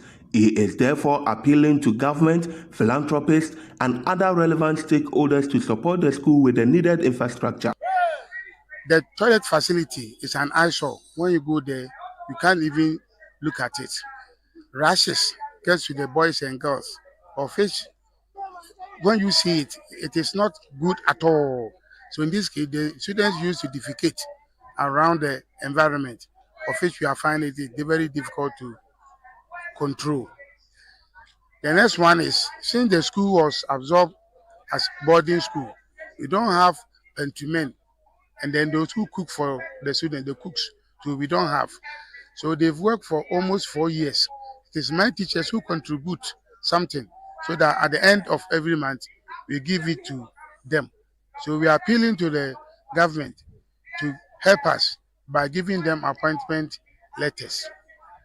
Meanwhile, the assembly member for Championsay, Apia Francis, says the absence of a perimeter fence exposes students to threats from some members of the community. He added that no teacher resides on campus due to the lack of staff accommodation. The assembly no born homo bia where girls dormitory ba kwa ya besia there in few minutes na isi na nam sa assembly no so ho odin sanity no e mane nkwani mu ti esre ankwankwa ne aban most especially say omaboy nenka omisi adankra ahodo bebre man classrooms e adia ehian dormitories na free assembly hall ye mu pa bebia teacher for us better ya dia ha dwen bebia school no woni bebia community ni wa teacher ni bia anti school ni banwumra obehwe mofra no man nyina titi krom na omoba eno sia. So that's the Trapiasa Senior High School in the Ashanti region, and this school has a number of challenges. One, no accommodation for teachers. 2, overcrowded classrooms. 3, I think the headmaster made mention of they not getting people to even cook for them. So they have to contribute. I'm believing to think that this may be a new school, but let's get the details from our correspondent that filed the report. Tofik, good morning. Good morning, Philip. Help our viewers a bit. Trapiase, where is it located in the Ashanti region? Okay. Trapiase is under the Amansia Central District of the Ashanti region. If you are using Obuase to Dunkwao on Ofen, it's just on that stretch, and the school is on your right to Dunkwao using the Obuase highway. And if you are coming from Dunkwao to the community is on your the school is on your left. Okay, good. And this school has been in existence for how many years? Okay, per my checks when I went there, that the school was originally constructed to serve the Trapiase community, numerous Pipotintin and other communities as junior high school. As a junior high school? Previously? High school. Yeah. Okay. But later it was converted to serve as a senior high school because of the limited senior high school within the district, because the district has 2 secondary schools, Jacobu and 1 other technical school. So Trapiase was upgraded to senior high school to serve communities within that enclave, because the Amansia district or the Amansia Central District is one of the districts that its demarcation is very wide. Because if you are using Trapiase, we have Trapiase, Suhin, so Pipotintin, Fahia Kobo, Whom, and other communities on that particular stretch. So that particular school will be serving those around there. Nyamebetre number 1, Nyamebetre number 2, Numreso, Fahia Kobo, Pipotintin, Whom, and then Trapiase and other communities. Instead of you using the Jacobu Senior High School, the Trapiase will be in the middle to serve those communities around. Because if you are coming to Jacobu, you have to pass through Obuase, Dajene, which is also in Adanse, North District before you get to Jacobu because of the distance. That's why they converted the junior high school into a senior high school. High school. Good. Did you get the population there, right? Did you get it? Were you told the numbers in the school? Yeah, the population of the school, if you are talking about the population of the school, yes, we have, per my checks, they have over 700 students. 700 students. Wow. And because of the distance from the community to the school, most of the students are in school, and others also stay around some of the areas around the school, and then some also stays in Chapiase, which is also quite distant from the school. Wow, interesting. All right, so talking about the overcrowding, how many students do we have in the class? So out of the 700 that you made mention of that they are in the various, they're in the school, how many will you find in a particular class? In a particular class, you can find over 50 students. Okay. Yeah, you can find over 50 students because they have only 6 buildings. And how many buildings? 3. Yeah, they have buildings. The whole school. They have only 6 buildings. 6 buildings. And one scary thing about the buildings are one building serves as a classroom and then a dormitory. Wow. Yes. Let's say 3-unit classroom block serves as a classroom and then a dormitory. Wow. And then the story building in the school currently serves as a dormitory and then a classroom. The top floor is for girls' dormitory, and then the down floor is for classrooms. And the assembly has constructed a girls' dormitory, which is also far from where the story building is.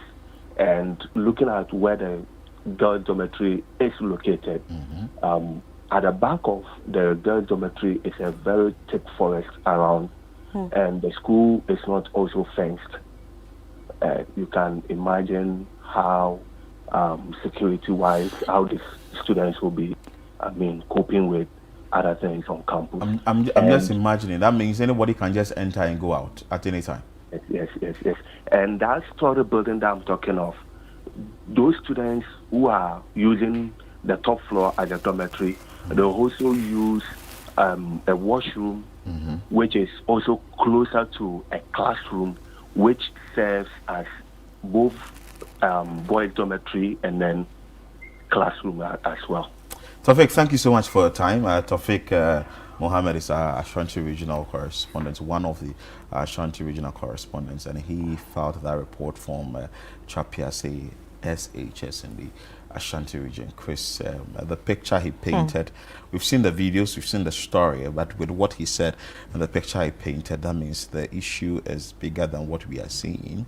And if the school is not fenced, like I said earlier, you will have anyone moving in and going out at any time. So unlike the schools that will be fenced, that there are specific visiting hours. And you also need a card to go out and all that. You need exit and all that. But this, I'm sure a student can just sneak out and pack up he or she will be in Accra. And the fact that there is a thick forest or a thick whatever behind the school dormitory. Well, like he said earlier, it was a junior high school and it's being transformed into a senior high school. So it tells you that it's going to be done gradually. But the same reason why we are painting a picture here and telling you out there what really the issue is and what the authorities can do about it. At least get few things for them so that they will be able to learn comfortably. Because if you have over 700 of them in this classroom, it's having about 50. That is something very, very serious. But we have Elder Vincent Ben Ameya, who is the Education Director for Amansia, who is joining us. Good morning, sir. Good morning, sir. I trust you're doing well. By the grace of God. What are the issues of Trapiase Senior High School that has come to your attention as the Education Director for Amansia?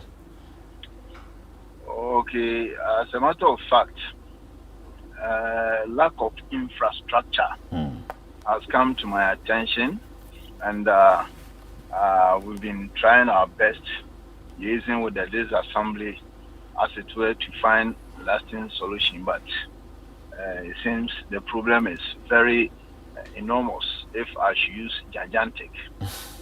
In fact, the school was adopted by the government in 2018.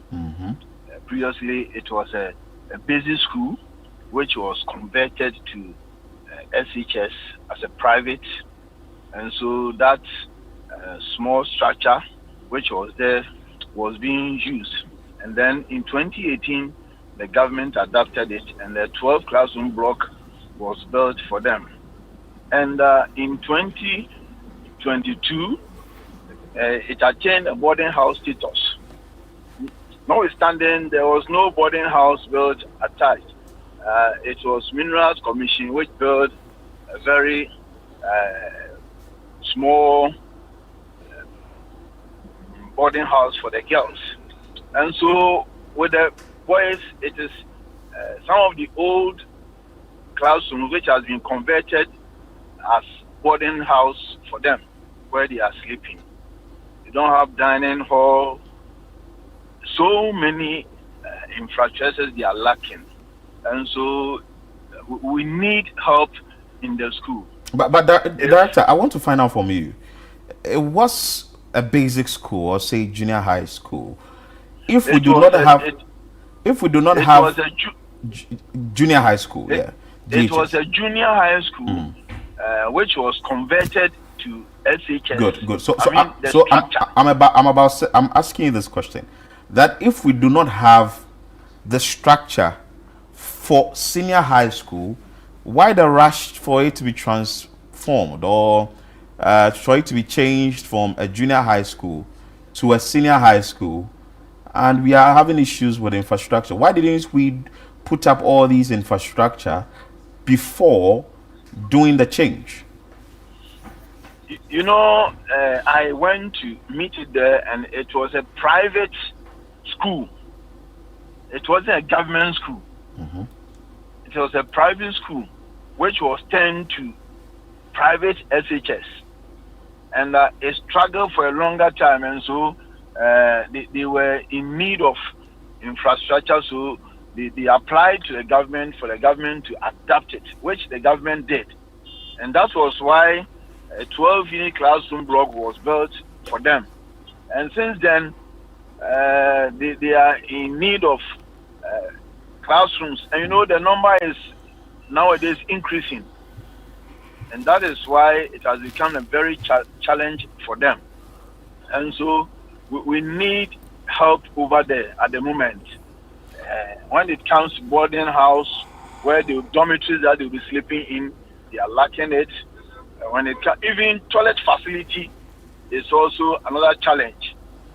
Wow. And so we need assistance of NGOs, Get Fund, and I was even suggesting, even if Gold Board can even come in to build a structure, and then also GMPC. We need all these people's assistance to help the school.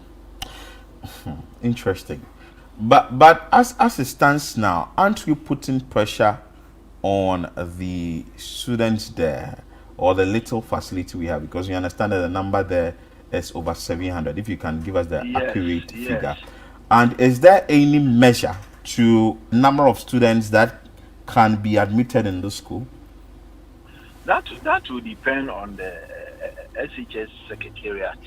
It depends on the SHS Secretariat. And that is why we are pleading that they come to the aid of the school, so that infrastructure will be improved for the school to also admit the number of students which needed to be admitted over there. And the school is at a very vantage point, for which, when it is developed, actually is going to serve a very good purpose over there. I have seen some abandoned projects. Are they projects, or let's say projects under construction? Are there projects that are ongoing, or they've been left like that for some time? That project seen over there was started by the school, that is the PTA themselves, to erect a structure for classrooms, but along the line, they got stuck because of finances. So that means the project is started, and they don't Yes. have any money to continue with it. The headmaster of the school made mention of the fact that sometimes they would have to get the students to stay home so that teaching and learning can go on. Is it like a double track system that is ongoing there? I know that system is about ending. What's the plan like? Now the plan is to get structures there. So with the SRC week that they celebrated, we raised some funds, and even the directorate, we are also going to support with Widows Might so that they can continue with the structure over there. And so we need the assistance of benevolence to come and assist so that structure could be erected, and then the classrooms will be enough to accommodate all of them. Thank you so much for your time, Elder Vincent Ben Ameya, our Education Director, Amansi. And from all what he said, it's obvious that there's no light at the end of the tunnel. It's just that he's asking that the general public should support. But I really don't think there was a plan. Yeah, I don't think there was a plan, and I agree with you. And yes. I like that question that you asked. So, is there no cap of how many people should be admitted? It just feels like they're just admitting. And if he says that has to be, an issue for the school secretariat. The school secretariat to actually answer that, then I would ask myself, why don't you have a conversation with them? And tell why them don't you know that? Our school is overwhelmed. We don't have it. We don't have the space. But you see, I feel like they keep taking the students because they feel like, okay, it makes us look like we're a very good school. In as much as you're a very good school, you still need very good infrastructure. Yes, and you need a conducive environment for people to learn. Because what our correspondent told us, Tofik told us, was obvious. The numbers overwhelmed, like too much, and the classrooms are overcrowded. Now the education director has also confirmed same, but there isn't really any plan that has been put in place to ensure that we reduce or keep the numbers as what it is now, as we work around to get facilities so we can get new people. So from what he said, if today a new person is posted to the school, they will admit, but where is that individual going to sit to learn?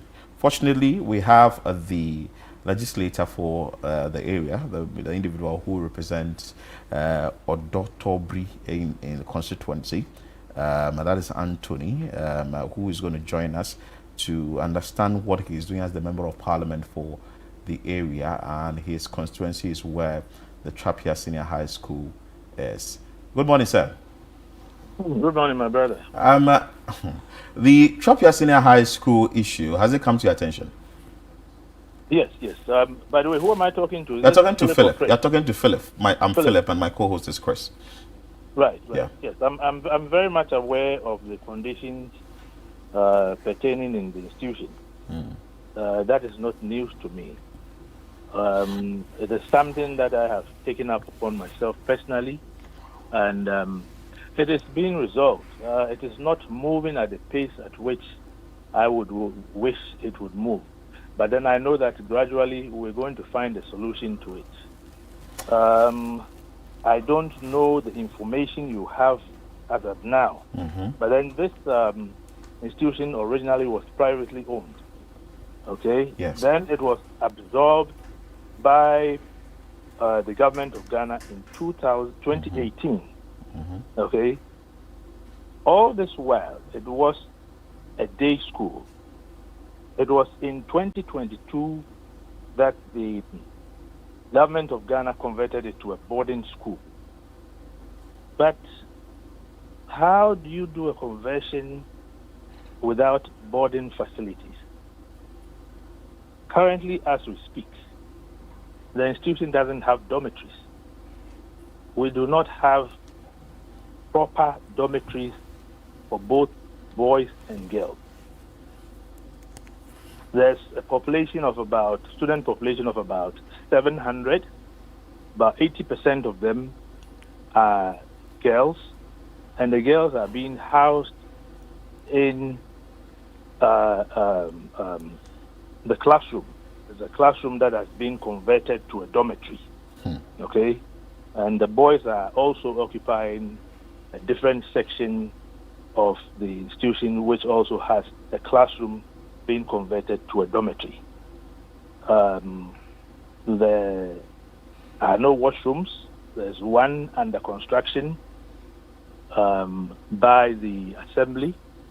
It's about 80% complete, and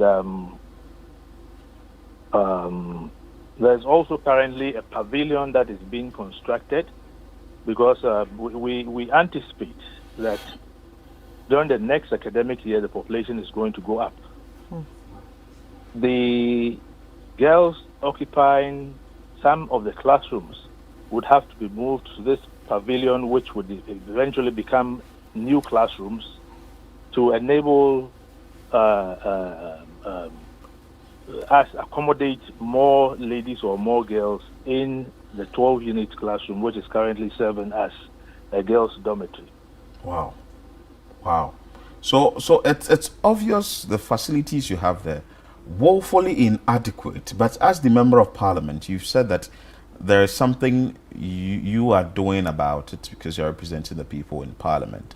Isn't there a way as the Member of Parliament to also indicate to or to tell the authorities, i.e. the Education Ministry, the Ghana Education Service, or the School Secretariat, and tell them that we do not have the facilities, so do not post anyone there? Because you said even next year, it's obvious the numbers will shoot up. Yes, that's the case. That is one route to go, okay? But I would rather I pursue my current course, which is to get the GS, or Get Fund to be specific, to come and put up some dormitories in there.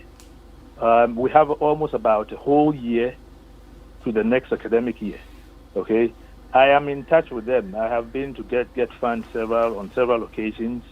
Honorable Haruna Idrisu, we have spoken about this. He's a good friend of mine. And there are some assurances from certain quarters. I wouldn't want to put that out today because we have not finalized it. All that I know is that sooner than later, we're going to commence the construction of some dormitories, okay, to bring relief to the students or the institution.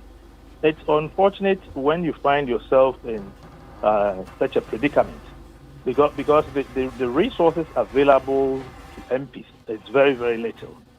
You would approach individuals, you would approach institutions, you rely on your social intervention fund, your common fund, but it's woefully inadequate for you to embark on a complete construction, okay, to resolve such an issue.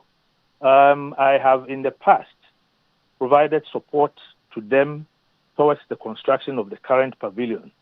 But then there are other issues that I'm taking care of. As we speak now, we have 2 secondary schools in my constituency. That is Jacobo Secondary Technical and the Trapiakte SHS. When you go to Jacobo Secondary Technical, I am currently putting up a washroom facility for the boys. So you can imagine, I'm a little bit constrained when it comes to cash. And that is what you need to be able to embark on all these things. We rely on philanthropists, we rely on organizations, but it is still inadequate. Fortunately, my stakeholders in terms of the Ghana Education Service and the Get Fund appreciate our plight. And as I'm saying, hopefully sooner than later, we can commence the construction of, I don't know how many, whether one for the boys, another one for the girls, or at least if we can have one dormitory to start with, that would be something good to alleviate our plight.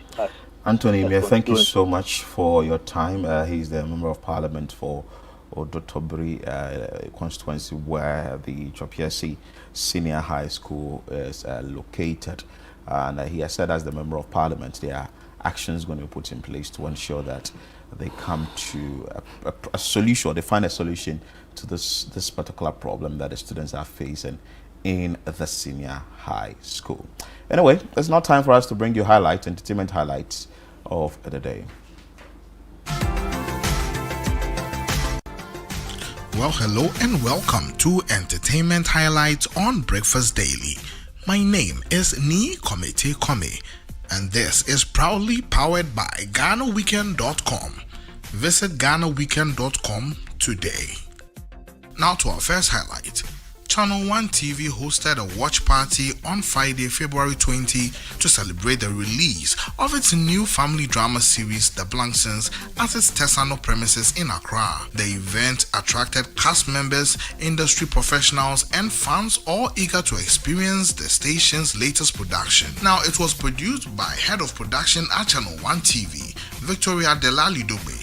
The Blangsons is a family drama that delves into complexities of everyday life in Ghanaian households. The series blends humor, love, conflict, ambition, and generational tensions, presenting stories that resonate with families across the country. It portrays the joys, struggles, and unspoken challenges families face, offering viewers both entertainment and reflection. Now, The Blangsons is set to begin airing soon on Channel 1 TV and promises an entertaining and heartfelt portrayal of modern Ghanaian family life. Channel 1 TV, telling your story, empowering change. Yeah, I've always been complaining about the fact that a lot of TV stations have been bringing foreign productions and showing them cheap foreign productions. In fact, they've gone as far as to even start producing, dubbing them into local language, which actually I have been saying killed the Kumawood industry. So for Channel 1 to produce a quality production, local production like this, is something that we've been waiting for a long time. Now to our second highlight. Mr. Beast has been installed as a chief in a village in Ghana following a major investment of nearly $1 million to transform the community. Now, the philanthropist and content creator funded the demolition of the old school structure, paving way for a brand new facility designed to accommodate about 250 students. Now, beyond education, the project also includes a clean water system to serve both school and the wider community. A remarkable gesture blending philanthropy, infrastructure development, and cultural recognition. Thank you. You don't have to. We actually spent over $500,000 on this compound right here. Not including any other schools, just here. And we're not done. That figure is going to cross over $1 million. Ghanaian singer Jackie has paid a heartfelt tribute to late High Life legend Ebo Taylor during an interview on BBC Focus on Africa. Speaking to the BBC's Mark Wilberforce, Jackie opened up about the profound impact Ebo Taylor had on her life while growing up, describing his music as an integral part of her childhood memories. I really felt this one because he's been part of my childhood memories. My dad used to play his music when we were young. His songs were inclusive, she said. The forever hitmaker expressed deep sadness upon hearing of his passing, noting that although he is no longer physically present, his legacy will endure through his timeless music. Learning that he is no more with us, I felt really emotional and sad that we can't see him in person, but his music will live with us forever, she added. Now, Ebo Taylor is widely regarded as one of Ghana's most influential high life pioneers, inspiring generations of musicians across Africa and beyond. For artists like Jackie, his sound not only shaped the nation's music landscape but the entire world. He loves to play high life music, and Ebo Taylor's songs was inclusive, and so hearing that he wasn't with us anymore, I felt really emotional, and it's just sad that we wouldn't be able to see him in person, but his music will live on forever. Now let's get to our fourth highlight. Ghanaian actor Harold Amenya has bagged a master's degree in marketing strategy from the University of Ghana on February 20th. He is already hinting at a PhD. In a social media post announcing his graduation day, he wrote, "PhD next." His announcement garnered widespread acclaim, with colleagues and celebrities, fans extending their congratulations in the comment section, acknowledging his notable accomplishment. Harold Amenya adds to the growing list of celebrities who have prioritized academic pursuits alongside their thriving career. And that's a wrap on today's entertainment highlights on Breakfast Daily, proudly powered by GhanaWeekend.com. Now you know we've got you covered. From the hottest music releases to exclusive celebrity updates, stay tuned, stay connected, and keep your finger on the pulse of the world's entertainment. For more stories, behind the scenes content, and the latest updates, visit GhanaWeekend.com. Until next time, keep enjoying the vibes. I am Ni Komete Kome. That's been an interesting one. Ni Komete Kome, bringing you all the updates you can get from the world of entertainment. It's been an interesting show today. Yeah. Before we go, the Ghana Police Service have started investigating the issue, that is the Obachi and the Sweaters Club business clash there. And another update we also have on that particular issue is that the Central Region GES has suspended inter-school sports competition till further notice. So cessation of inter-school sporting activities until further notice from the GES in the Central Region. And also we spoke to Dr. Clement Apak, who says that the meeting is happening at the Ghana Education Service headquarters. We'll be following up keenly and bring you all the updates on that. We've been doing other stories too that has to do with the interchange at Malam, and also the Trapiase Senior High School, where they need school facilities and also some sort of help so that teaching and learning can go on there. Chris, it's been an interesting one today. Right, and thank you for joining us today. We're going to be coming with a fresh new episode tomorrow, and I hope that you join us right here at 7 o'clock with a fresh new episode of Breakfast Daily. My name is Chris Carter, and we did this with Nanatu Fobuating, who started the show. I'm Philip Nilate. Many thanks for your time, and keep watching Channel 1 TV.